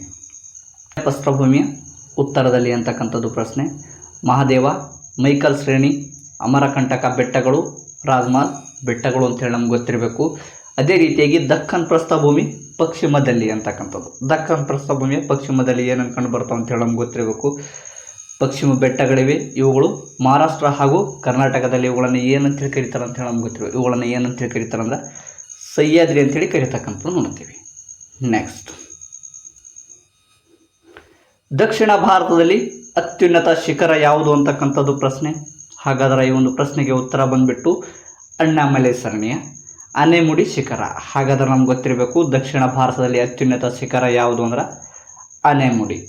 ಹಾಗಾದರೆ ಇದರ ಒಂದು ಆನೆಮುಡಿ ಶಿಖರದ ಎತ್ತರ ಗೊತ್ತಿರಬೇಕು. ಇದರ ಎತ್ತರ ಬಂದುಬಿಟ್ಟು 2665 ಮೀಟರ್ಗಳಷ್ಟು ಏನಂದರೆ ಇದು ಎತ್ತರವಾಗಿದೆ ಅಂತ ಹೇಳಿ ನಮ್ಗೆ ಗೊತ್ತಿರಬೇಕು. ನೆಕ್ಸ್ಟ್, ಪರ್ಯಾಯ ಪ್ರಸ್ಥಭೂಮಿಯು ಆರ್ಥಿಕವಾಗಿ ಹೆಚ್ಚು ಪ್ರಾಮುಖ್ಯತೆಯನ್ನು ಪಡೆದಿದೆ ಏಕೆ ಅಂತಕ್ಕಂಥದ್ದು ಪ್ರಶ್ನೆ. ಹಾಗಾದ್ರೆ ಈ ಒಂದು ಪ್ರಶ್ನೆಗೆ ಉತ್ತರ ಬಂದುಬಿಟ್ಟು ಇಲ್ಲಿರ್ತಕ್ಕಂತಹ ಅಪಾರವಾದ ಖನಿಜ ಸಂಪನ್ಮೂಲಗಳು ಇರ್ತಕ್ಕಂಥ ನೋಡ್ತೀವಿ ಪರ್ಯಾಯ ಪ್ರಸ್ಥಭೂಮಿಯಲ್ಲಿ. ಅದೇ ರೀತಿಯಾಗಿ ಪರ್ಯಾಯ ಪ್ರಸ್ಥಭೂಮಿಯಲ್ಲಿನ ನದಿಗಳು ಜಲಪಾತಗಳಿಂದ ಕೂಡಿರುವುದರಿಂದ ಎಲ್ಲಿನಂದ್ರೆ ಜಲ ವಿದ್ಯುತ್ ಶಕ್ತಿ ಉತ್ಪಾದನೆಗೆ ಅನುಕೂಲವನ್ನು ಆಗಿರ್ತಕ್ಕಂಥದ್ದು ನೋಡ್ತೀವಿ. ಸೊ ಹಾಗಾಗಿ ಏನದಂದ್ರೆ ಇಲ್ಲಿ ಪರ್ಯಾಯ ಪ್ರಸ್ಥಭೂಮಿಯಲ್ಲಿ ಅಪಾರವಾದ ಖನಿಜ ಸಂಪನ್ಮೂಲಗಳನ್ನು ದೊರೀತಕ್ಕಂಥದ್ದು ನೋಡ್ತೀವಿ. ಇಲ್ಲಿ ಏನಂದ್ರೆ ನದಿಗಳು ಜಲಪಾತಗಳಿಂದ ಕೂಡಿರುವುದರಿಂದ ಜಲ ವಿದ್ಯುತ್ ಉತ್ಪಾದನೆಗೆ ಇವುಗಳು ಅನುಕೂಲವನ್ನು ಆಗಿರ್ತಕ್ಕಂಥದ್ದು ನೋಡ್ತೀವಿ. ಹಾಗಾಗಿ ಈ ಎರಡನ್ನು ನಾವು ಗಮನಿಸಿದಾಗ ಏನಂದರೆ ಇದು ಆರ್ಥಿಕವಾಗಿ ಹೆಚ್ಚು ಪ್ರಾಮುಖ್ಯತೆಯನ್ನು ಪಡೆದಿರ್ತಕ್ಕಂಥದ್ದು ನೋಡ್ತೀವಿ. ಸೊ ಹಾಗೆ ನಮ್ಗೆ ಗೊತ್ತಿರಬೇಕು ಪರ್ಯಾಯ ಪ್ರಸ್ಥಭೂಮಿಯು ಆರ್ಥಿಕವಾಗಿ ಪ್ರಾಮುಖ್ಯತೆಯನ್ನು ಏಕನ್ನು ಪಡೆದಿದೆ ಅಂದ್ರೆ ಇಲ್ಲಿರ್ತಕ್ಕಂಥ ಅಪಾರವಾದ ಖನಿಜ ಸಂಪನ್ಮೂಲಗಳು, ಅದೇ ರೀತಿಯಾಗಿ ಏನದಂದ್ರೆ ನದಿಗಳು ಇರ್ತಕ್ಕಂಥ ನೋಡ್ತೀವಿ ಜಲಪಾತಗಳಿಂದ ಕೂಡಿರೋದ್ರಿಂದ ಜಲ ವಿದ್ಯುತ್ ಶಕ್ತಿಗೆ ಇಲ್ಲಿ ಉತ್ಪಾದಿಸುವುದರಿಂದ ಇದು ಏನಂದ್ರೆ ಆರ್ಥಿಕವಾಗಿ ಅನುಕೂಲವನ್ನು ಆಗಿರ್ತಕ್ಕಂಥ ನೋಡ್ತೀವಿ. ಸೊ ಹಾಗಾಗಿ ಏನಂದ್ರೆ ಇಲ್ಲಿ ಏನಂದ್ರೆ ಆರ್ಥಿಕವಾಗಿ ಪ್ರಾಮುಖ್ಯತೆಯನ್ನು ಪಡೆದಿದೆ ಅಂತ ಹೇಳಿ ನಮ್ಗೆ ಗೊತ್ತಿರಬೇಕು. ನೆಕ್ಸ್ಟ್, ಭಾರತದ ಕರಾವಳಿಯ ಉದ್ದ ಎಷ್ಟು ಅಂತಕ್ಕಂಥದ್ದು ಪ್ರಶ್ನೆ. ಹಾಗಾದ್ರೆ ಈ ಒಂದು ಪ್ರಶ್ನೆಗೆ ಉತ್ತರ ಬಂದುಬಿಟ್ಟು ಭಾರತದ ಕರಾವಳಿಯ ಉದ್ದ ಎಷ್ಟು ಅಂದ್ರೆ 6100 ಕಿಲೋಮೀಟರ್. ಇದು ಏನಂದ್ರೆ ಭಾರತದ ದ್ವೀಪಗಳನ್ನು ಹೊರತುಪಡಿಸಿ ಅದೇ ರೀತಿಯಾಗಿ ಈ ಒಂದು ಕರಾವಳಿಯ ಉದ್ದ ಎಷ್ಟು ಅಂತೇಳಿ ಕೇಳಿದ್ರೆ ನಮ್ಗೆ ಗೊತ್ತಿರಬೇಕು 6100 ಕಿಲೋಮೀಟರ್ ಉದ್ದವಾದ ಕರಾವಳಿನ ಹೊಂದಿದೆ ಅಂತ ಹೇಳಿ ನಮ್ಗೆ ಗೊತ್ತಿರಬೇಕು. ಅದೇ ರೀತಿಯಾಗಿ ಭಾರತ ಕರಾವಳಿಯು ಎಲ್ಲಿಂದ ಎಲ್ಲಿಯವರೆಗೆ ವಿಸ್ತರಿಸಿದೆ ಅಂತೇಳಿ ನಮ್ಗೆ ಗೊತ್ತಿರಬೇಕು. ಭಾರತ ಕರಾವಳಿಯು ಎಲ್ಲಿಂದ ಎಲ್ಲಿಯವರೆಗೆ ವಿಸ್ತರಿಸಿದೆ ಅಂದ್ರೆ ಭಾರತ ಕರಾವಳಿಯು ಪಶ್ಚಿಮದಲ್ಲಿ ಗುಜರಾತಿನ ಕಚ್ ಪ್ರದೇಶದಿಂದ ಪೂರ್ವದಲ್ಲಿ ಗಂಗಾ ನದಿಯ ಮುಖಜಭೂಮಿಯವರೆಗೂ ವಿಸ್ತರಿಸಿದೆ ಅಂತೇಳಿ ನಮ್ಗೆ ಗೊತ್ತಿರಬೇಕು. ಅದೇ ರೀತಿಯಾಗಿ ನಮ್ಗೆ ಗೊತ್ತಿರಬೇಕು ಉದ್ದಕ್ಕೂ ಕಂಡುಬರುವ ಕಿರಿದಾದ ಮೈದಾನವನ್ನು ಏನಂತೇಳಿ ಕರೀತಾರೆ ಅಂದರೆ ಕರಾವಳಿ ಮೈದಾನ ಅಂತೇಳಿ ಕರೀತಕ್ಕಂಥದ್ದು ನೋಡ್ತೀವಿ. ನೆಕ್ಸ್ಟ್, ಭಾರತದ ಕರಾವಳಿಯನ್ನು ಎಷ್ಟು ಭಾಗಗಳಾಗಿ ವಿಂಗಡಿಸಲಾಗಿದೆ ಅಂತಕ್ಕಂಥದ್ದು ಪ್ರಶ್ನೆ. ಹಾಗಾದ್ರೆ ಈ ಒಂದು ಪ್ರಶ್ನೆಗೆ ಉತ್ತರ ಬಂದುಬಿಟ್ಟು ಭಾರತದ ಕರಾವಳಿಯನ್ನು 2 ಭಾಗಗಳಾಗಿ ವಿಂಗಡಿಸಲಾಗಿದೆ ಅಂತೇಳಿ ನಮ್ಗೆ ಗೊತ್ತಿರಬೇಕು. ಹಾಗಾದ್ರೆ ಯಾವುವು ಅಂತೇಳಿ ನಮ್ಗೆ ಗೊತ್ತಿರಬೇಕು. ಪಶ್ಚಿಮ ಕರಾವಳಿ ಮತ್ತು ಪೂರ್ವ ಕರಾವಳಿ ಅಂಥೇಳಿ 2 ಭಾಗಗಳಾಗಿ ವಿಂಗಡಿಸಲಾಗಿರ್ತಕ್ಕಂಥ ನೋಡ್ತೀವಿ. ಅದೇ ರೀತಿಯಾಗಿ ನೆಕ್ಸ್ಟ್ ಪ್ರಶ್ನೆಯನ್ನು ನೋಡ್ತೀವಿ. ಪಶ್ಚಿಮ ಕರಾವಳಿಯು ಎಲ್ಲಿಂದ ಎಲ್ಲಿಯವರೆಗೆ ವಿಸ್ತರಿಸಿದೆ, ಇದರ ಉದ್ದ ಎಷ್ಟು ಅಂತಕ್ಕಂಥದ್ದು ಪ್ರಶ್ನೆ. ಹಾಗಾದರೆ ಪಶ್ಚಿಮ ಕರಾವಳಿಯು ಅರಬ್ಬಿ ಸಮುದ್ರ ಮತ್ತು ಪಶ್ಚಿಮ ಘಟ್ಟಗಳ ನಡುವೆ ಗುಜರಾತಿನ ಕಚ್ನಿಂದ ಕನ್ಯಾಕುಮಾರಿವರೆಗೆ ಇದೇನದಂದ್ರೆ ಸುಮಾರು 1500 ಕಿಲೋಮೀಟರ್ ಉದ್ದವನ್ನು ಹೊಂದಿದೆ ಅಂತೇಳಿ ನಮ್ಗೆ ಗೊತ್ತಿರಬೇಕು. ಅದೇ ರೀತಿಯಾಗಿ ನಮ್ಗೆ ಗೊತ್ತಿರಬೇಕು ಕೇರಳದಲ್ಲಿ ಇದನ್ನು ಮಲಬಾರ್ ತೀರ ಅಂತೇಳಿ ಕರೀತಕ್ಕಂಥದ್ದು ನೋಡ್ತೀವಿ. ಅದೇ ರೀತಿಯಾಗಿ ಕರ್ನಾಟಕದಲ್ಲಿ ಇದನ್ನು ಕರ್ನಾಟಕ ಅಥವಾ ಕೆನರಾ ತೀರ ಅಂತೇಳಿ ಕರೀತಕ್ಕಂಥದ್ದು ನೋಡ್ತೀವಿ. ಅದೇ ರೀತಿಯಾಗಿ ಗೋವಾ ಮತ್ತು ಮಹಾರಾಷ್ಟ್ರದಲ್ಲಿ ಇದನ್ನು ಕೊಂಕಣ ತೀರ ಅಂತೇಳಿ ಕರೀತಕ್ಕಂಥದ್ದು ನೋಡ್ತೀವಿ. ಅದೇ ರೀತಿಯಾಗಿ ನಮ್ಗೆ ಗೊತ್ತಿರಬೇಕು ಗುಜರಾತ್ನಲ್ಲಿ ಇದನ್ನು ಗುಜರಾತ್ ತೀರ ಅಂತೇಳಿ ಕರೀತಕ್ಕಂಥದ್ದು ನೋಡ್ತೀವಿ. ನೆಕ್ಸ್ಟ್, ಪಶ್ಚಿಮ ಕರಾವಳಿಯ ಮುಖ್ಯ ಬಂದರುಗಳು ಯಾವುವು ಅಂತಕ್ಕಂಥದ್ದು ಪ್ರಶ್ನೆ. ಹಾಗಾದ್ರೆ ಈ ಒಂದು ಪ್ರಶ್ನೆಗೆ ಉತ್ತರ ಬಂದುಬಿಟ್ಟು ಮುಂಬೈ, ಮರವಗೋವಾ, ಕೋಚಿನ್, ಕಾಡ್ಲಾ, ಕಾರವಾರ, ಮಂಗಳೂರು ಇಲ್ಲಿನಿರ್ತಕ್ಕಂತಹ ಪಶ್ಚಿಮ ಕರಾವಳಿಯ ಮುಖ್ಯ ಬಂದರುಗಳು ಅಂತೇಳಿ ನಮ್ಗೆ. ಪೂರ್ವ ಕರಾವಳಿ ಮೈದಾನ ಎಲ್ಲಿದೆ ಅಂತಕ್ಕಂಥದ್ದು ಪ್ರಶ್ನೆ. ಹಾಗಾದ್ರೆ ಈ ಒಂದು ಪ್ರಶ್ನೆಗೆ ಉತ್ತರ ಬಂದುಬಿಟ್ಟು ಕನ್ಯಾಕುಮಾರಿಯಿಂದ ಉತ್ತರದಲ್ಲಿ ಗಂಗಾ ನದಿ ಮುಖಜ ಭೂಮಿಯವರೆಗೆ ಪೂರ್ವ ಘಟ್ಟಗಳು ಹಬ್ಬಿವೆ ಅಂತೇಳಿ ನಮ್ಗೆ ಗೊತ್ತಿರಬೇಕು. ಪೂರ್ವ ಘಟ್ಟಗಳು ಹಾಗೂ ಬಂಗಾಳ ಕೊಲ್ಲಿಯ ನಡುವೆ ಪೂರ್ವ ಕರಾವಳಿ ಮೈದಾನವಿದೆ ಅಂಥೇಳಿ ನಮ್ಗೆ ಗೊತ್ತಿರಬೇಕು. ಹಾಗಾದ್ರೆ ಇನ್ನೊಂದು ಬಾರಿ ನೋಡೋದಾದರೆ ಕನ್ಯಾಕುಮಾರಿಯಿಂದ ಉತ್ತರದ ಗಂಗಾ ನದಿ ಮುಖಜ ಭೂಮಿಯವರೆಗೆ ಪೂರ್ವ ಘಟ್ಟಗಳು ಹಬ್ಬಿವೆ ಅಂತೇಳಿ ನಮ್ಗೆ ಗೊತ್ತಿರಬೇಕು. ಪೂರ್ವ ಘಟ್ಟ ಹಾಗೂ ಬಂಗಾಳ ಕೊಲ್ಲಿಯ ನಡುವೆ ಬರ್ತಕ್ಕಂಥದ್ದು ಯಾವುದು ಅಂದ್ರೆ ಪೂರ್ವ ಕರಾವಳಿ ಮೈದಾನ ಅಂಥೇಳಿ ನಮ್ಗೆ ಗೊತ್ತಿರಬೇಕು. ನೆಕ್ಸ್ಟ್, ಈ ಕರಾವಳಿಯು ಮೈದಾನದಲ್ಲಿ ಹೆಚ್ಚು ಅಗಲ ಮತ್ತು ಒಂದೇ ರೀತಿಯ ಸಮತಟ್ಟಾಗಿದೆ ಅಂತೇಳಿ ನಮ್ಗೆ ಗೊತ್ತಿರಬೇಕು. ಇದು ಮಹಾನದಿ, ಗೋದಾವರಿ, ಕೃಷ್ಣಾ, ಕಾವೇರಿ ನದಿಗಳ ಮುಖಜ ಭೂಮಿಗಳನ್ನು ಒಳಗೊಂಡಿದೆ ಅಂಥೇಳಿ ನಮ್ಗೆ ಗೊತ್ತಿರಬೇಕು. ನೆಕ್ಸ್ಟ್, ಪೂರ್ವ ಕರಾವಳಿಯನ್ನು ಎಷ್ಟು ಭಾಗಗಳಾಗಿ ವಿಂಗಡಿಸಲಾಗಿದೆ ಅಂತಕ್ಕಂಥದ್ದು ಪ್ರಶ್ನೆ. ಹಾಗಾದರೆ ಈ ಒಂದು ಪ್ರಶ್ನೆಗೆ ಉತ್ತರ ಬಂದುಬಿಟ್ಟು ಇದನ್ನು ಪೂರ್ವ ಕರಾವಳಿಯನ್ನ 2 ಭಾಗಗಳಾಗಿ ವಿಂಗಡಿಸಲಾಗಿರ್ತಕ್ಕಂಥದ್ದು ನೋಡ್ತೀವಿ. ಹಾಗಾದ್ರೆ ಯಾವುದು ಅಂತ ಹೇಳಿ ನಮ್ಗೆ ಗೊತ್ತಿರಬೇಕು. ಉತ್ಕಲ ತೀರ ಮತ್ತು ಕೋರಮಂಡಲ ತೀರ ಅಂಥೇಳಿ ಪೂರ್ವ ಕರಾವಳಿಯನ್ನು 2 ಭಾಗಗಳಾಗಿ ವಿಂಗಡಿಸಲಾಗಿರ್ತಕ್ಕಂಥದ್ದು ನೋಡ್ತೀವಿ. ಭಾರತಕ್ಕೆ ಸೇರುವ ಒಟ್ಟು ದ್ವೀಪಗಳು ಎಷ್ಟು ಅಂತ ಹೇಳಿ ಪ್ರಶ್ನೆ. ಹಾಗಾದ್ರೆ ಭಾರತಕ್ಕೆ ಸೇರುವ ಒಟ್ಟು ದ್ವೀಪಗಳು ಎಷ್ಟು ಅಂದ್ರೆ 247 ದ್ವೀಪಗಳಿವೆ ಅಂತೇಳಿ ನಮ್ಗೆ ಗೊತ್ತಿರಬೇಕು. ಹಾಗಾದ್ರೆ ಈ ಒಂದು 247 ದ್ವೀಪಗಳು ಎಲ್ಲೆಲ್ಲಿ ಕಂಡು ಬರುತ್ತವೆ ಅಂತ ಹೇಳಿ ನಮ್ಗೆ ಗೊತ್ತಿರಬೇಕು. ಎಲ್ಲೆಲ್ಲಿ ಕಂಡು ಬರ್ತವೆ ಅಂದ್ರೆ 204 ದ್ವೀಪಗಳು ಎಲ್ಲಿ ಅಂದ್ರೆ ಬಂಗಾಳ ಕೊಲ್ಲಿಯಲ್ಲಿ ಕಂಡು ಬರ್ತವೆ. ಅದೇ ರೀತಿಯಾಗಿ 43 ದ್ವೀಪಗಳು ಎಲ್ಲಿ ಕಂಡು ಬರ್ತಾವೆ ಅಂದ್ರೆ ಅರಬ್ಬ್ ಸಮುದ್ರದಲ್ಲಿ ಕಂಡು ಬರ್ತವೆ ಅಂತ ಹೇಳಿ ನಮ್ಗೆ ಗೊತ್ತಿರಬೇಕು. ಅದೇ ರೀತಿಯಾಗಿ ಹವಳದ ದ್ವೀಪಗಳು ಎಲ್ಲಿವೆ ಅಂಥೇಳಿ ಕೂಡ ಪ್ರಶ್ನೆನ ಬರ್ತಕ್ಕಂಥ ನೋಡ್ತೀವಿ, ಸಾಧ್ಯತೆ ಇರ್ತಕ್ಕಂಥದ್ದು ನೋಡ್ತೀವಿ. ಸೊ ಹಾಗಾಗಿ ನಮ್ಗೆ ಗೊತ್ತಿರಬೇಕು ಇದು ಎಲ್ಲಿ ಕಂಡು ಬರ್ತಾವೆ ಅಂದ್ರೆ ಹವಳ ದ್ವೀಪಗಳು ಮನ್ನಾರ್ ಖಾರಿಯಲ್ಲಿ ಕಂಡು ಬರ್ತಕ್ಕಂಥದ್ದು ನೋಡ್ತೀವಿ. ನೆಕ್ಸ್ಟ್, ಅಂಡಮಾನ್ ಮತ್ತು ನಿಕೋಬಾರ್ ದ್ವೀಪಗಳು ಯಾವ ಶಿಲೆಗಳಿಂದ ನಿರ್ಮಿತವಾಗಿವೆ ಅಂತಕ್ಕಂಥದ್ದು ಪ್ರಶ್ನೆ. ಈ ಒಂದು ಪ್ರಶ್ನೆಗೆ ಉತ್ತರ ಬಂದುಬಿಟ್ಟು ಜ್ವಾಲಾಮುಖಿ ನಿರ್ಮಿತ ಶಿಲೆಗಳಿಂದ ಏನಂದ್ರೆ ಈ ಒಂದು ಅಂಡಮಾನ್ ಮತ್ತು ನಿಕೋಬಾರ್ ದ್ವೀಪಗಳು ನಿರ್ಮಿತವಾಗಿವೆ ಅಂಥೇಳಿ ನಮ್ಗೆ ಗೊತ್ತಿರಬೇಕು. ಹಾಗಾದ್ರೆ ನೆಕ್ಸ್ಟ್ ಪ್ರಶ್ನೆ ನೋಡ್ತೀವಿ, ಇಂದಿರಾ ಪಾಯಿಂಟ್ ಯಾವ ದ್ವೀಪದಲ್ಲಿದೆ? ಈ ಒಂದು ಪ್ರಶ್ನೆಗೆ ಉತ್ತರ ಬಂದುಬಿಟ್ಟು ಇಂದಿರಾ ಪಾಯಿಂಟ್ ಇರ್ತಕ್ಕಂಥದ್ದು ನಿಕೋಬಾರ್ ದ್ವೀಪದಲ್ಲಿ. ಹಾಗಾದ್ರೆ ಇದನ್ನು ಏನಂತೇಳಿ ಕರೀತಾರೆ ಅಂದ್ರೆ ಭಾರತದ ದಕ್ಷಿಣ ತುದಿ ಅಂತೇಳಿ ಕರೀತಕ್ಕಂಥದ್ದು ನೋಡ್ತೀವಿ. ಭಾರತವು ಯಾವ ಮಾದರಿಯ ವಾಯುಗುಣವನ್ನು ಹೊಂದಿದೆ? ಭಾರತವು ಯಾವ ಮಾದರಿಯ ವಾಯುಗುಣವನ್ನು ಹೊಂದಿದೆ ಅಂತಕ್ಕಂಥದ್ದು ಪ್ರಶ್ನೆ. ಈ ಒಂದು ಪ್ರಶ್ನೆಗೆ ಉತ್ತರ ಭಾರತವು ಉಷ್ಣವಲಯದ ಮಾನ್ಸೂನ್ ಮಾದರಿಯ ವಾಯುಗುಣವನ್ನು ಹೊಂದಿದೆ ಅಂತಕ್ಕಂಥದ್ದು ನೋಡ್ತೀವಿ. ಅದೇ ರೀತಿಯಾಗಿ ಈ ಒಂದು ಉಷ್ಣವಲಯದ ಮಾನ್ಸೂನ್ ಮಾರುತಗಳು ವರ್ಷದ ವಿವಿಧ ಋತುಗಳಲ್ಲಿ ಪರಸ್ಪರ ಇವು ವಿರುದ್ಧ ದಿಕ್ಕಿನಲ್ಲಿ ಬೀಸುತ್ತವೆ ಅಂತ ಹೇಳಿ ನಮ್ಗೆ ಗೊತ್ತಿರಬೇಕು. ಇವುಗಳು ವರ್ಷದಲ್ಲಿ ಅರ್ಧ ಭಾಗ ಏನದಂದ್ರೆ ನೈಋತ್ಯ ದಿಕ್ಕಿನಿಂದ ಈಶಾನ್ಯದ ಕಡೆಗೆ ಬೀಸುತ್ತವೆ. ಅದೇ ರೀತಿಯಾಗಿ ಉಳಿದ ಅವಧಿಯಲ್ಲಿ ಇವು ಈಶಾನ್ಯದಿಂದ ನೈಋತ್ಯದ ಕಡೆಗೆ ಬೀಸುತ್ತವೆ ಅಂಥೇಳಿ ನಮ್ಗೆ ಗೊತ್ತಿರಬೇಕು. ನೆಕ್ಸ್ಟ್, ಹಾಗಾದರೆ ಮಾನ್ಸೂನ್ ಎಂಬ ಪದವು ಯಾವ ಭಾಷೆಯಿಂದ ರೂಢಿಗೆ ಬಂದಿದೆ? ಅಥವಾ ಮಾನ್ಸೂನ್ ಪದದ ಅರ್ಥ ಗೊತ್ತಿರಬೇಕು ನಮಗೆ. ಅಂದರೆ ಮಾನ್ಸೂನ್ ಎಂಬ ಪದವು ಯಾವ ಭಾಷೆಯಿಂದ ರೂಢಿಗೆ ಬಂದಿದೆ ಅಂದರೆ ಮಾನ್ಸೂನ್ ಎಂಬ ಪದವು ಅರೇಬಿಕ್ ಭಾಷೆಯ ಮೌಸಮ್ ಎಂಬ ಪದದಿಂದ ರೂಢಿಗೆ ಬಂದಿದೆ. ಮಾನ್ಸೂನ್ ಎಂಬ ಪದವು ಅರೇಬಿಕ್ ಭಾಷೆಯ ಮೌಸಮ್ ಎಂಬ ಪದದಿಂದ ರೂಢಿಗೆ ಬಂದಿದೆ. ಈ ಒಂದು ಮೌಸಮ್ ಅಂದರೆ ಗೊತ್ತಿರಬೇಕು, ಇದು ನಿಯತಕಾಲಿಕ ಅಥವಾ ಋತುಮಾನಿಕ ಎಂಬ ಅರ್ಥವನ್ನು ಒಳಗೊಂಡಿದೆ ಅಂತೇಳಿ ಗೊತ್ತಿರಬೇಕು. ಇದು ಏನದ ಅಂದ್ರೆ ನಿಯತಕಾಲಿಕ ಅಥವಾ ಋತುಮಾನಿಕ ಎಂಬ ಅರ್ಥವನ್ನು ಒಳಗೊಂಡಿದೆ ಅಥವಾ ಅರ್ಥವನ್ನು ನೀಡುತ್ತದೆ ಅಂಥೇಳಿ ನಮ್ಗೆ ಗೊತ್ತಿರಬೇಕು. ನೆಕ್ಸ್ಟ್, ಭಾರತದಲ್ಲಿ ಕಂಡುಬರುವ ವಾಯುಗುಣವನ್ನು ಎಷ್ಟು ಋತುಮಾನಗಳಾಗಿ ವಿಂಗಡಿಸಲಾಗಿದೆ? ಭಾರತದಲ್ಲಿ ಕಂಡುಬರುವ ವಾಯುಗುಣವನ್ನು ಎಷ್ಟು ಋತುಮಾನಗಳಾಗಿ ವಿಂಗಡಿಸಲಾಗಿದೆ ಅಂತಕ್ಕಂಥದ್ದು ಎಷ್ಟು ಅಂದ್ರೆ 4. ಭಾರತದಲ್ಲಿ ಕಂಡುಬರುವ ವಾಯುಗುಣವನ್ನು 4 ಋತುಮಾನಗಳಾಗಿ ವಿಂಗಡಿಸಲಾಗಿದೆ ಅಂಥೇಳಿ ನಮ್ಗೆ ಗೊತ್ತಿರಬೇಕು. ಹಾಗಾದ್ರೆ ಅವುಗಳು ಯಾವುವು ಅಂಥೇಳಿ ಗೊತ್ತಿರಬೇಕು. ಹಾಗಾದ್ರೆ ಮೊದಲೇ ನೋಡ್ತೀವಿ ನಾವು ಬೇಸಿಗೆ ಕಾಲ, ಎರಡನೇದು ನೈಋತ್ಯ ಮಾನ್ಸೂನ್ ಕಾಲ ಅಥವಾ ಇದನ್ನು ಮುಂಗಾರು ಮಳೆಗಾಲ ಅಂಥೇಳಿ ಕೂಡ ಕರಿತಕ್ಕಂಥದ್ದು ನೋಡ್ತೀವಿ. ಮಳೆಗಾಲ ಅಂಥೇಳಿ ಕೂಡ ಕರಿತಕ್ಕಂಥದ್ದು ನೋಡ್ತೀವಿ. ಅದೇ ರೀತಿಯಾಗಿ ಮಾನ್ಸೂನ್ ಮಾರುತಗಳ ನಿರ್ಗಮನ ಕಾಲ ಅಥವಾ ಇದನ್ನು ಹಿಂಗಾರು ಮಳೆಗಾಲ ಅಂಥೇಳಿ ಕರಿತಕ್ಕಂಥದ್ದು ನೋಡ್ತೀವಿ. 4ನೇದಾಗಿ ಚಳಿಗಾಲ. ಹಾಗಾದ್ರೆ ಈ ಒಂದು 4 ಋತುಮಾನಗಳಾಗಿ ವಿಂಗಡಿಸಲಾಗಿರ್ತಕ್ಕಂಥದ್ದು ನೋಡ್ತೀವಿ. ನೆಕ್ಸ್ಟ್, ಭಾರತದಲ್ಲಿ ಬೇಸಿಗೆ ಕಾಲವು ಯಾವ ತಿಂಗಳಿನಲ್ಲಿ ಪ್ರಾರಂಭವಾಗುತ್ತದೆ? ಭಾರತದಲ್ಲಿ ಬೇಸಿಗೆ ಕಾಲವು ಯಾವ ತಿಂಗಳಿನಲ್ಲಿ ಪ್ರಾರಂಭವಾಗುತ್ತದೆ ಅಂದರೆ ಭಾರತದಲ್ಲಿ ಬೇಸಿಗೆ ಕಾಲವು ಮಾರ್ಚ್ ತಿಂಗಳ ಮೊದಲ ವಾರದಲ್ಲಿ ಪ್ರಾರಂಭವಾಗುತ್ತದೆ. ಅದೇ ರೀತಿಯಾಗಿದು ಯಾವಾಗ ಕೊನೆಗೊಳ್ಳುತ್ತದೆ ಅಂತ ಹೇಳಿ ನಮ್ಗೆ ಗೊತ್ತಿರಬೇಕು. ಅಂದ್ರೆ ಮೇ ತಿಂಗಳ ಕೊನೆವರೆಗೂ ಏನದಂದ್ರೆ ಇದು ಮುಂದುವರಿಯುತ್ತದೆ ಅಂಥೇಳಿ ನಮ್ಗೆ ಗೊತ್ತಿರಬೇಕು. ನೆಕ್ಸ್ಟ್,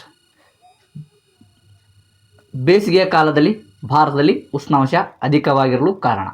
ಬೇಸಿಗೆಯ ಕಾಲದಲ್ಲಿ ಭಾರತದಲ್ಲಿ ಉಷ್ಣಾಂಶ ಅಧಿಕವಾಗಿರಲು ಕಾರಣ? ಹಾಗಾದ್ರೆ ಉತ್ತರ ನೋಡ್ತೀವಿ, ಬೇಸಿಗೆ ಅವಧಿಯಲ್ಲಿ ಸೂರ್ಯನ ಲಂಬ ಕಿರಣಗಳು ಉತ್ತರ ಗೋಳಾರ್ಧದ ಮೇಲೆ ಬೀಳುವುದರಿಂದ ಭಾರತದಲ್ಲಿ ಉಷ್ಣಾಂಶ ಅಧಿಕವಾಗಿರುತ್ತದೆ. ಅಂದ್ರೆ ಬೇಸಿಗೆ ಅವಧಿಯಲ್ಲಿ ಸೂರ್ಯನ ಕಿರಣಗಳು ಉತ್ತರಾರ್ಧ ಗೋಳದ ಮೇಲೆ ಬೀಳುವುದರಿಂದ ಭಾರತದಲ್ಲಿ ಉಷ್ಣಾಂಶ ಅಧಿಕವಾಗಿರುತ್ತದೆ ಅಂತಕ್ಕಂಥದ್ದು ನೋಡ್ತೀವಿ. ಸೊ ಹಾಗಾಗಿ ಏನದ ಅಂದ್ರೆ ಬೇಸಿಗೆ ಕಾಲದಲ್ಲಿ ಭಾರತದಲ್ಲಿ ಉಷ್ಣಾಂಶ ಅಧಿಕವಾಗಿರ್ತಕ್ಕಂಥದ್ದು ನೋಡ್ತೀವಿ. ಬೇಸಿಗೆ ಕಾಲದಲ್ಲಿ ಭಾರತದಲ್ಲಿ ಯಾವ ಭಾಗ ಅತಿ ಹೆಚ್ಚು ಉಷ್ಣಾಂಶದಿಂದ ಕೂಡಿರುತ್ತದೆ? ಬೇಸಿಗೆ ಕಾಲದಲ್ಲಿ ಯಾವ ಭಾಗ ಅತಿ ಹೆಚ್ಚು ಉಷ್ಣಾಂಶದಿಂದ ಕೂಡಿರುತ್ತದೆ ಅಂತಕ್ಕಂಥದ್ದು ಪ್ರಶ್ನೆ. ಹಾಗಾದರೆ ಈ ಒಂದು ಪ್ರಶ್ನೆಗೆ ಉತ್ತರ ನೋಡ್ತೀವಿ ನಾವು. ಉತ್ತರ ಭಾರತವು ಹೆಚ್ಚು ಉಷ್ಣಾಂಶದಿಂದ ಕೂಡಿರುತ್ತದೆ. ಬೇಸಿಗೆಯ ಕಾಲದಲ್ಲಿ ಯಾವ ಭಾಗ ಅತಿ ಉಷ್ಣಾಂಶದಿಂದ ಕೂಡಿರುತ್ತದೆ ಅಂದರೆ ಉತ್ತರ ಭಾರತ. ಉತ್ತರ ಭಾರತ ಏನದಂದ್ರೆ ಆ ಒಂದು ಬೇಸಿಗೆಯ ಸಮಯದಲ್ಲಿ ಅತಿ ಉಷ್ಣಾಂಶದಿಂದ ಕೂಡಿರುತ್ತದೆ ಅಂಥೇಳಿ ನಮ್ಗೆ ಗೊತ್ತಿರಬೇಕು. ನೆಕ್ಸ್ಟ್, ಭಾರತದಲ್ಲಿ ಯಾವ ಕಾಲದಲ್ಲಿ ದೀರ್ಘ ಹಗಲು ಕಾಣಿಸಿಕೊಳ್ಳುತ್ತದೆ? ಭಾರತದಲ್ಲಿ ಯಾವ ಕಾಲದಲ್ಲಿ ದೀರ್ಘ ಹಗಲು ಕಾಣಿಸಿಕೊಳ್ಳುತ್ತದೆ? ಹಗಲು ಹೆಚ್ಚಿಗೆ ಯಾವ ಒಂದು ಕಾಲದಲ್ಲಿ ಕಾಣಿಸಿಕೊಳ್ಳುತ್ತದೆ ಅಂತಕ್ಕಂಥದ್ದು ಪ್ರಶ್ನೆ. ಈ ಒಂದು ಪ್ರಶ್ನೆಗೆ ಉತ್ತರ ನೋಡ್ತೀವಿ ಬೇಸಿಗೆ ಕಾಲದಲ್ಲಿ. ಬೇಸಿಗೆ ಕಾಲದಲ್ಲಿ ಏನದಂದ್ರೆ ದೀರ್ಘ ಹಗಲು ಕಾಣಿಸಿಕೊಳ್ಳುತ್ತದೆ ಅಂತಕ್ಕಂಥದ್ದು ನಾವು ನೋಡ್ತೀವಿ ಉತ್ತರ. ನೆಕ್ಸ್ಟ್, ಭಾರತ ದೇಶದಲ್ಲಿಯೇ ಅತಿ ಹೆಚ್ಚು ಉಷ್ಣಾಂಶ ಹೊಂದಿದ ಸ್ಥಳ ಯಾವುದು? ಭಾರತ ದೇಶದಲ್ಲಿಯೇ ಅತಿ ಹೆಚ್ಚು ಉಷ್ಣಾಂಶ ಹೊಂದಿದ ಸ್ಥಳ ಯಾವುದು ಅಂತಕ್ಕಂಥದ್ದು ಪ್ರಶ್ನೆ. ಹಾಗಾದರೆ ಉತ್ತರ ನೋಡ್ತೀವಿ ರಾಜಸ್ಥಾನದ ಗಂಗಾನಗರ. ರಾಜಸ್ಥಾನದ ಗಂಗಾನಗರ ಏನದಂದ್ರೆ ಭಾರತ ದೇಶದಲ್ಲಿಯೇ ಅತಿ ಹೆಚ್ಚು ಉಷ್ಣಾಂಶ ಹೊಂದಿದ ಸ್ಥಳ. ಇಲ್ಲಿ ಏನದಂದ್ರೆ 52 ಡಿಗ್ರಿ ಸೆಲ್ಸಿಯಸ್ನಷ್ಟು ಉಷ್ಣಾಂಶವನ್ನು ಹೊಂದಿರತಕ್ಕಂಥದ್ದು ನಾವು ನೋಡ್ತೀವಿ. ನೆಕ್ಸ್ಟ್, ಭಾರತದ ಅಲ್ಲಲ್ಲಿ ಸ್ಥಳೀಯ ಉಷ್ಣಾಂಶ ಮತ್ತು ಪ್ರಚಲನ ಪ್ರವಾಹಗಳಿಂದ ಏಪ್ರಿಲ್ ಹಾಗೂ ಮೇ ತಿಂಗಳಲ್ಲಿ ಮಳೆಯಾಗುತ್ತದೆ. ಈ ಮಳೆಯನ್ನು ಏನೆಂದು ಕರೆಯುತ್ತಾರೆ ಅಂತಕ್ಕಂಥದ್ದು ಪ್ರಶ್ನೆ. ಭಾರತದಲ್ಲಿ ಸ್ಥಳೀಯ ಉಷ್ಣಾಂಶ ಮತ್ತು ಪ್ರಚಲನ ಪ್ರವಾಹಗಳಿಂದ ಏಪ್ರಿಲ್ ಹಾಗೂ ಮೇ ತಿಂಗಳಲ್ಲಿ ಮಳೆಯಾಗುತ್ತದೆ. ಈ ಮಳೆಯನ್ನು ಏನೆಂದು ಕರೆಯುತ್ತಾರೆ ಅಂತಕ್ಕಂಥದ್ದು. ಪಶ್ಚಿಮ ಬಂಗಾಳದಲ್ಲಿ ಈ ಒಂದು ಮಳೆಯನ್ನು ಏನಂತೇಳಿ ಕರೀತಾರೆ ಅಂದ್ರೆ ಕಾಲ ಬೈಸಾಖಿ ಅಂತೇಳಿ ಕರಿತಕ್ಕಂಥದ್ದು ನೋಡ್ತೀವಿ. ಪಶ್ಚಿಮ ಬಂಗಾಳದಲ್ಲಿ ಕಾಲ ಬೈಸಾಖಿ ಅಂತೇಳಿ ಕರಿತಕ್ಕಂಥದ್ದು ನೋಡ್ತೀವಿ. ಅದೇ ರೀತಿಯಾಗಿ ಉತ್ತರ ಪ್ರದೇಶದಲ್ಲಿ ಇದನ್ನು ಆ್ಯಂಡಿಸ್ ಅಂತೇಳಿ ಕರಿತಕ್ಕಂಥದ್ದು ನೋಡ್ತೀವಿ. ಉತ್ತರ ಪ್ರದೇಶದಲ್ಲಿ ಆ್ಯಂಡಿಸ್ ಅಂತೇಳಿ ಕರಿತಕ್ಕಂಥದ್ದು ನೋಡ್ತೀವಿ. ಅದೇ ರೀತಿಯಾಗಿ ಕರ್ನಾಟಕದಲ್ಲಿ ಇದನ್ನು ಕಾಫಿ ತುಂತುರು ಅಂತೇಳಿ ಕರಿತಕ್ಕಂಥದ್ದು ನೋಡ್ತೀವಿ. ಕಾಫಿ ತುಂತುರು ಅಂತೇಳಿ ಕರಿತಕ್ಕಂಥದ್ದು ನೋಡ್ತೀವಿ. ಕೇರಳದಲ್ಲಿ ಇದನ್ನು ಮಾವಿನ ಹೊಯ್ಲು ಅಂತೇಳಿ ಕರಿತಕ್ಕಂಥದ್ದು ನೋಡ್ತೀವಿ. ಕೇರಳದಲ್ಲಿ ಮಾವಿನ ಹೊಯ್ಲು ಅಂತೇಳಿ ಕರಿತಕ್ಕಂಥದ್ದು ನೋಡ್ತೀವಿ. ನೆಕ್ಸ್ಟ್, ಬೇಸಿಗೆಯಲ್ಲಿ ದೇಶವು ವಾರ್ಷಿಕವಾಗಿ ಎಷ್ಟರಷ್ಟು ಮಳೆಯನ್ನು ಪಡೆಯುತ್ತದೆ? ಬೇಸಿಗೆಯಲ್ಲಿ ದೇಶವು ವಾರ್ಷಿಕವಾಗಿ ಎಷ್ಟರಷ್ಟು ಮಳೆಯನ್ನು ಪಡೆಯುತ್ತದೆ ಅಂತಕ್ಕಂಥದ್ದು ಪ್ರಶ್ನೆ. ವಾರ್ಷಿಕವಾಗಿ 10% ಮಾತ್ರ ಮಳೆಯನ್ನು ಪಡೆಯುತ್ತದೆ ಅಂತಕ್ಕಂಥದ್ದು ನೋಡ್ತೀವಿ. ಅಂದ್ರೆ ವಾರ್ಷಿಕವಾಗಿ ಮಳೆಯ ಪ್ರಮಾಣ ಬಂದುಬಿಟ್ಟು ಬೇಸಿಗೆಯಲ್ಲಿ 10% ಮಾತ್ರ ಅಂತಕ್ಕಂಥದ್ದು. ನೆಕ್ಸ್ಟ್, ಭಾರತದಲ್ಲಿ ನೈಋತ್ಯ ಮಾನ್ಸೂನ್ ಎಂದರೆ? ಭಾರತದಲ್ಲಿ ನೈಋತ್ಯ ಮಾನ್ಸೂನ್ ಎಂದರೆ ಮಳೆಗಾಲವೆಂದರ್ಥ. ಈ ಒಂದು ನೈಋತ್ಯ ಮಾನ್ಸೂನ್ಗಳನ್ನು ಮುಂಗಾರು ಮಳೆಗಾಲದ ಮಾರುತಗಳೆಂದು ಕೂಡ ಕರೀತಕ್ಕಂಥದ್ದು ನೋಡ್ತೀವಿ. ಈ ಒಂದು ನೈಋತ್ಯ ಮಾನ್ಸೂನ್ ಮಾರುತಗಳು ಜಲಾಂಶಪೂರಿತ ಮಾರುತಗಳಾಗಿವೆ ಅಂಥೇಳಿ ನಮ್ಗೆ ಗೊತ್ತಿರಬೇಕು. ನೆಕ್ಸ್ಟ್, ಭಾರತದಲ್ಲಿ ಮಳೆಗಾಲ ಯಾವಾಗ ಪ್ರಾರಂಭವಾಗುತ್ತದೆ? ಭಾರತದಲ್ಲಿ ಮಳೆಗಾಲ ಯಾವಾಗ ಪ್ರಾರಂಭವಾಗುತ್ತದೆ ಅಂದರೆ ಮಳೆಗಾಲ ಪ್ರಾರಂಭವಾಗುವುದು ಜೂನ್ನಿಂದ. ಅದೇ ರೀತಿಯಾಗಿ ಇದು ಯಾವಾಗ ಕೊನೆಗೊಳ್ಳುತ್ತದೆ ಅಂದರೆ ಸೆಪ್ಟೆಂಬರ್ವರೆಗೆ ಇದು ಕೊನೆಗೊಳ್ಳತಕ್ಕಂಥದ್ದು ನೋಡ್ತೀವಿ. ಭಾರತದಲ್ಲಿ ಮಳೆಗಾಲದಲ್ಲಿ ಎಷ್ಟರಷ್ಟು ಮಳೆಯನ್ನು ಪಡೆಯುತ್ತದೆ? ಭಾರತದಲ್ಲಿ ಮಳೆಗಾಲದಲ್ಲಿ ಎಷ್ಟರಷ್ಟು ಮಳೆಯನ್ನು ಪಡೆಯುತ್ತದೆ ಅಂತಕ್ಕಂಥದ್ದು ಪ್ರಶ್ನೆ. 75%. 75% ಮಳೆಯನ್ನು ಪಡೆಯುತ್ತದೆ. ಭಾರತದಲ್ಲಿ ಅತಿ ಹೆಚ್ಚು ಮಳೆ ಬೀಳುವ ಋತುಮಾನ ಯಾವುದು? ಭಾರತದಲ್ಲಿ ಅತಿ ಹೆಚ್ಚು ಮಳೆ ಬೀಳುವ ಋತುಮಾನ ಯಾವುದು ಅಂತಕ್ಕಂಥದ್ದು ಪ್ರಶ್ನೆ. ಈ ಒಂದು ಪ್ರಶ್ನೆಗೆ ಉತ್ತರ ಮಳೆಗಾಲದಲ್ಲಿ ಭಾರತದಲ್ಲಿ ಅತಿ ಹೆಚ್ಚು ಮಳೆಯನ್ನು ಬೀಳತಕ್ಕಂಥದ್ದು ನೋಡ್ತೀವಿ. ನೆಕ್ಸ್ಟ್, ನೈಋತ್ಯ ಮಾನ್ಸೂನ್ ಮಾರುತಗಳು ಭಾರತವನ್ನು ಎಷ್ಟು ಕವಲುಗಳಾಗಿ ಪ್ರವೇಶಿಸುತ್ತವೆ? ನೈಋತ್ಯ ಮಾನ್ಸೂನ್ ಮಾರುತಗಳು ಭಾರತವನ್ನು ಎಷ್ಟು ಕವಲುಗಳಾಗಿ ಪ್ರವೇಶಿಸುತ್ತವೆ ಅಂತಕ್ಕಂಥದ್ದು ಪ್ರಶ್ನೆ. ಈ ಒಂದು ಪ್ರಶ್ನೆಗೆ ಉತ್ತರ ನೋಡ್ತೀವಿ 2 ಕವಲುಗಳಾಗಿ ಪ್ರವೇಶಿಸ್ತಕ್ಕಂಥದ್ದು ನೋಡ್ತೀವಿ. ಹಾಗಾದ್ರೆ ಎಲ್ಲಿ ಅಂತ ಹೇಳೋದು ಗೊತ್ತಿರಬೇಕು. ಅಂದ್ರೆ ಅರಬ್ಬಿ ಸಮುದ್ರ ಶಾಖೆಯಲ್ಲಿ, ಅದೇ ರೀತಿಯಾಗಿ ಬಂಗಾಳ ಕೊಲ್ಲಿ ಶಾಖೆಯಲ್ಲಿ ಏನದಂದ್ರೆ ನೈಋತ್ಯ ಮಾನ್ಸೂನ್ ಮಾರುತಗಳು 2 ಕವಲುಗಳಾಗಿ ಪ್ರವೇಶವನ್ನು ಮಾಡ್ತಕ್ಕಂಥದ್ದು ನೋಡ್ತೀವಿ. ಮಾನ್ಸೂನ್ ಮಾರುತಗಳ ನಿರ್ಗಮನ ಕಾಲ ಎಂದರೇನು? ಮಾನ್ಸೂನ್ ಮಾರುತಗಳ ನಿರ್ಗಮನ ಕಾಲ ಎಂದರೇನು ಅಂತಕ್ಕಂಥದ್ದು ಪ್ರಶ್ನೆ. ಉತ್ತರ ನೋಡ್ತೀವಿ ಅಕ್ಟೋಬರ್ ತಿಂಗಳ ಕೊನೆಯ ಭಾಗದ ಒಳಗಾಗಿ ಭಾರತದ ಉಪಖಂಡದಲ್ಲಿ ಮಳೆದ ಸುರಿದ ಪರಿಣಾಮವಾಗಿ ಉಷ್ಣಾಂಶವು ಕಡಿಮೆಯಾಗುತ್ತದೆ. ಅಲ್ಲದೆ ಸೂರ್ಯನ ಕಿರಣಗಳು ಕೂಡ ಈ ಅವಧಿಯಲ್ಲಿ ದಕ್ಷಿಣ ಗೋಳಾರ್ಧದಲ್ಲಿ ಲಂಬವಾಗಿ ಬೀಳುತ್ತವೆ. ಇದರಿಂದ ಉತ್ತರ ಗೋಳಾರ್ಧದಲ್ಲಿ ಉಷ್ಣಾಂಶ ಕಡಿಮೆಯಾಗುತ್ತದೆ ಅಂತ ಹೇಳಿ ನೋಡ್ತೀವಿ. ಇದರ ಒಂದು ಪರಿಣಾಮವಾಗಿ ಆ ಪ್ರದೇಶದಲ್ಲಿ ಹೆಚ್ಚು ಒತ್ತಡ ಪ್ರದೇಶವಾಗಿ ಪರಿವರ್ತನೆಯಾಗುತ್ತದೆ. ಅದಕ್ಕಾಗಿ ನೈಋತ್ಯ ಮಾನ್ಸೂನ್ ಮಾರುತಗಳು ಅಕ್ಟೋಬರ್ನಿಂದ ಹಿಂದೆ ಸರಿಯಲು ಪ್ರಾರಂಭವನ್ನು ಮಾಡುತ್ತವೆ. ನಿಧಾನವಾಗಿ ನವೆಂಬರ್ ತಿಂಗಳ ಅಂತ್ಯದ ವೇಳೆಗೆ ಇವು ಬೀಸುವುದನ್ನು ನಿಲ್ಲಿಸುತ್ತವೆ. ಇದನ್ನೇ ಏನಂತೇಳಿ ಕರೀತಾರಂದ್ರೆ ಮಾನ್ಸೂನ್ ಮಾರುತಗಳ ನಿರ್ಗಮನ ಕಾಲ ಅಥವಾ ಇದನ್ನು ಈಶಾನ್ಯ ಮಾನ್ಸೂನ್ ಮಾರುತಗಳ ಕಾಲ ಅಂತೇಳಿ ಕೂಡ ಕರೀತಕ್ಕಂಥದ್ದು ನೋಡ್ತೀವಿ. ನೆಕ್ಸ್ಟ್, ಭಾರತವು ಮಾನ್ಸೂನ್ ಮಾರುತಗಳ ನಿರ್ಗಮನ. ಭಾರತದಲ್ಲಿ ಮಾನ್ಸೂನ್ ಮಾರುತಗಳ ನಿರ್ಗಮನ ಕಾಲದಲ್ಲಿ ಶೇಕಡ ಎಷ್ಟರಷ್ಟು ಮಳೆಯನ್ನು ಪಡೆಯುತ್ತದೆ ಅಂತಕ್ಕಂಥದ್ದು ಪ್ರಶ್ನೆ. ಭಾರತವು ಮಾನ್ಸೂನ್ ಮಾರುತಗಳ ನಿರ್ಗಮನ ಕಾಲದಲ್ಲಿ ಶೇಕಡ ಎಷ್ಟರಷ್ಟು ಮಳೆಯನ್ನು ಪಡೆಯುತ್ತದೆ ಅಂದರೆ ಶೇಕಡ 13ರಷ್ಟು. ಶೇಕಡ 13ರಷ್ಟು ಮಳೆಯನ್ನು ಪಡೆಯುತ್ತದೆ ಅಂಥೇಳಿ ನಮ್ಗೆ ಗೊತ್ತಿರಬೇಕು. ನೆಕ್ಸ್ಟ್,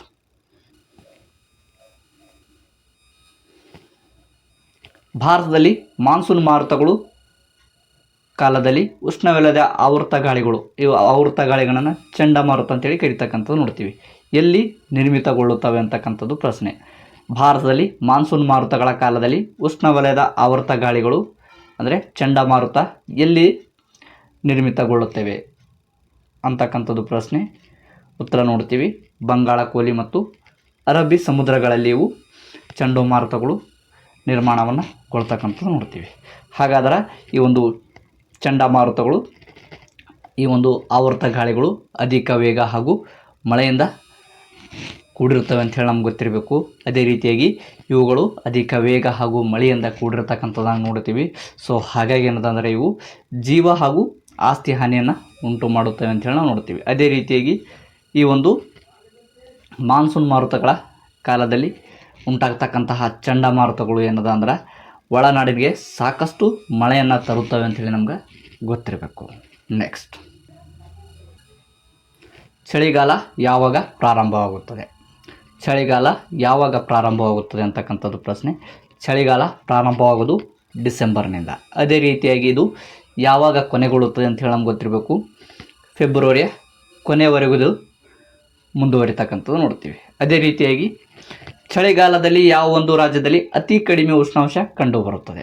ಚಳಿಗಾಲದಲ್ಲಿ ಯಾವ ಒಂದು ರಾಜ್ಯದಲ್ಲಿ ಅತಿ ಕಡಿಮೆ ಉಷ್ಣಾಂಶ ಕಂಡುಬರುತ್ತದೆ ಅಂತಕ್ಕಂಥದ್ದು ಪ್ರಶ್ನೆ. ಹಾಗಾದರೆ ಉತ್ತರ ನೋಡ್ತೀವಿ, ಉತ್ತರದ ರಾಜ್ಯಗಳಾದ ಜಮ್ಮು ಮತ್ತು ಕಾಶ್ಮೀರ, ಹಿಮಾಚಲ ಪ್ರದೇಶ ಹಾಗೂ ಉತ್ತರದ ಮೈದಾನ ಪ್ರದೇಶದಲ್ಲಿ ಚಳಿಗಾಲದಲ್ಲಿ ಈ ಒಂದು ರಾಜ್ಯಗಳಲ್ಲಿ ಅತಿ ಕಡಿಮೆ ಉಷ್ಣಾಂಶವನ್ನು ಕಂಡುಬರ್ತಕ್ಕಂಥದ್ದು ನೋಡ್ತೀವಿ. ಈ ಒಂದು ರಾಜ್ಯಗಳು ನಮ್ಗೆ ನೆನಪಿರ್ಬೇಕು. ಯಾವುವು ಅಂದ್ರೆ ಉತ್ತರದ ರಾಜ್ಯಗಳಾದ ಜಮ್ಮು ಕಾಶ್ಮೀರ, ಹಿಮಾಚಲ ಪ್ರದೇಶ, ಉತ್ತರದ ಮೈದಾನ ಪ್ರದೇಶಗಳಲ್ಲಿ ಚಳಿಗಾಲದಲ್ಲಿ ಅತಿ ಕಡಿಮೆ ಉಷ್ಣಾಂಶವನ್ನು ಕಂಡುಬರ್ತಕ್ಕಂಥದ್ದು ನೋಡ್ತೀವಿ. ನೆಕ್ಸ್ಟ್, ಚಳಿಗಾಲದಲ್ಲಿ ಭಾರತವು ವಾರ್ಷಿಕವಾಗಿ ಎಷ್ಟರಷ್ಟು ಮಳೆಯನ್ನು ಪಡೆಯುತ್ತದೆ? ಚಳಿಗಾಲದಲ್ಲಿ ಭಾರತವು ವಾರ್ಷಿಕವಾಗಿ ಎಷ್ಟರಷ್ಟು ಮಳೆಯನ್ನು ಪಡೆಯುತ್ತದೆ ಅಂತಕ್ಕಂಥದ್ದು ಪ್ರಶ್ನೆ. ಉತ್ತರ ನೋಡ್ತೀವಿ, ಶೇಕಡ 2ರಷ್ಟು. ಶೇಕಡ 2ರಷ್ಟು ವಾರ್ಷಿಕವಾಗಿ ಮಳೆಯನ್ನು ಪಡೆಯುತ್ತದೆ. ಹಾಗಾದರೆ ಭಾರತದಲ್ಲಿ ಅತಿ ಕಡಿಮೆ ಮಳೆ ಬೀಳುವ ಅವಧಿ ಅಥವಾ ಋತುಮಾನ ಅಥವಾ ಕಾಲ ಯಾವುದು ಅಂತಕ್ಕಂಥದ್ದು ಪ್ರಶ್ನೆ ಬರುವ ಸಾಧ್ಯತೆ ಇರುತ್ತದೆ. ಸೊ ಹಾಗಾಗಿ ನಮ್ಗೆ ಗೊತ್ತಿರಬೇಕು, ಭಾರತದಲ್ಲಿ ಅತಿ ಕಡಿಮೆ ಮಳೆ ಬೀಳುವ ಅವಧಿ ಅಥವಾ ಋತುಮಾನ ಕಾಲ ಯಾವುದು ಅಂದ್ರೆ ಚಳಿಗಾಲ. ಏಕೆಂದರೆ ನಮ್ಗೆ ಗೊತ್ತಿರಬೇಕು, ಶೇಕಡ 2ರಷ್ಟು ಮಾತ್ರ ಏನದಂದ್ರೆ ಮಳೆಯನ್ನು ಬೀಳ್ತಕ್ಕಂಥದ್ದು ನೋಡ್ತೀವಿ. ನೆಕ್ಸ್ಟ್, ಭಾರತ ದೇಶದಲ್ಲಿ ಸರಾಸರಿ ಮಳೆಯ ಪ್ರಮಾಣ ಎಷ್ಟು ಅಂತಕ್ಕಂಥದ್ದು ಪ್ರಶ್ನೆ.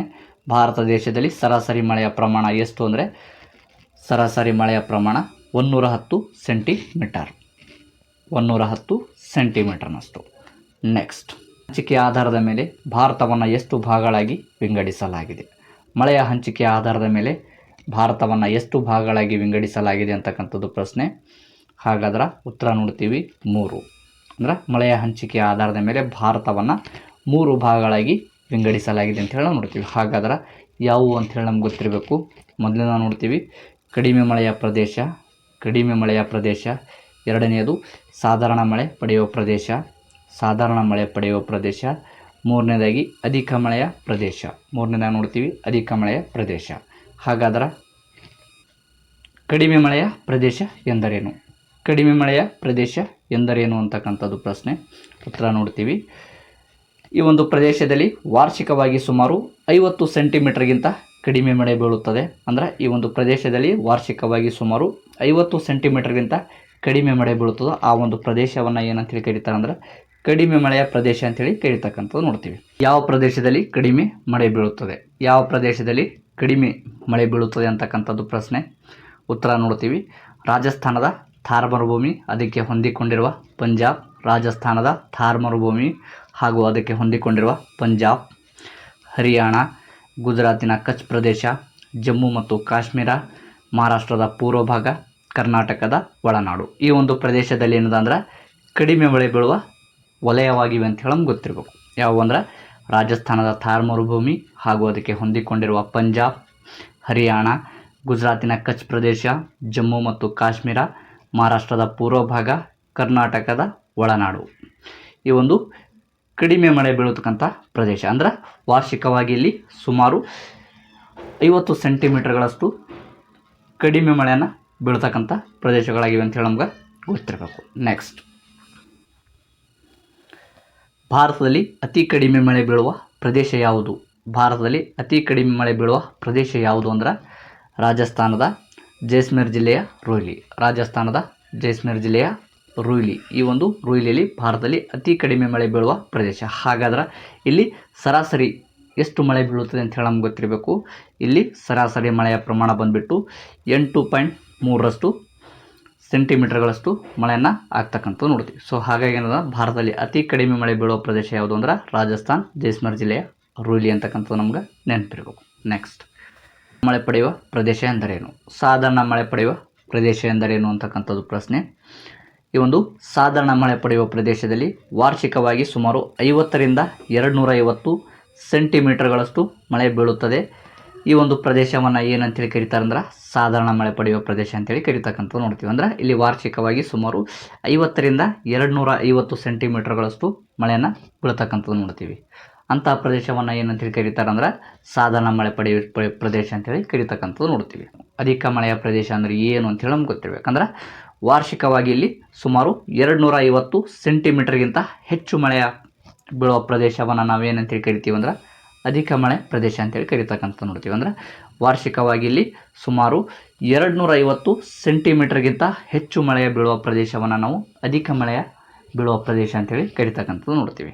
ಹಾಗಾದ್ರೆ ಯಾವ ಒಂದು ಪ್ರದೇಶದಲ್ಲಿ ಅಧಿಕ ಮಳೆ ಆಗುತ್ತದೆ ಅಂತೇಳಿ ನಮ್ಗೆ ಗೊತ್ತಿರಬೇಕು. ಅಂದ್ರೆ ಯಾವ ಒಂದು ಪ್ರದೇಶದಲ್ಲಿ ಅಧಿಕ ಮಳೆ ಆಗುತ್ತದೆ ಅಂಥೇಳಿ ನಮ್ಗೆ ಗೊತ್ತಿರಬೇಕು. ಅಂದ್ರೆ ಉತ್ತರ ನೋಡ್ತೀವಿ ನಾವು.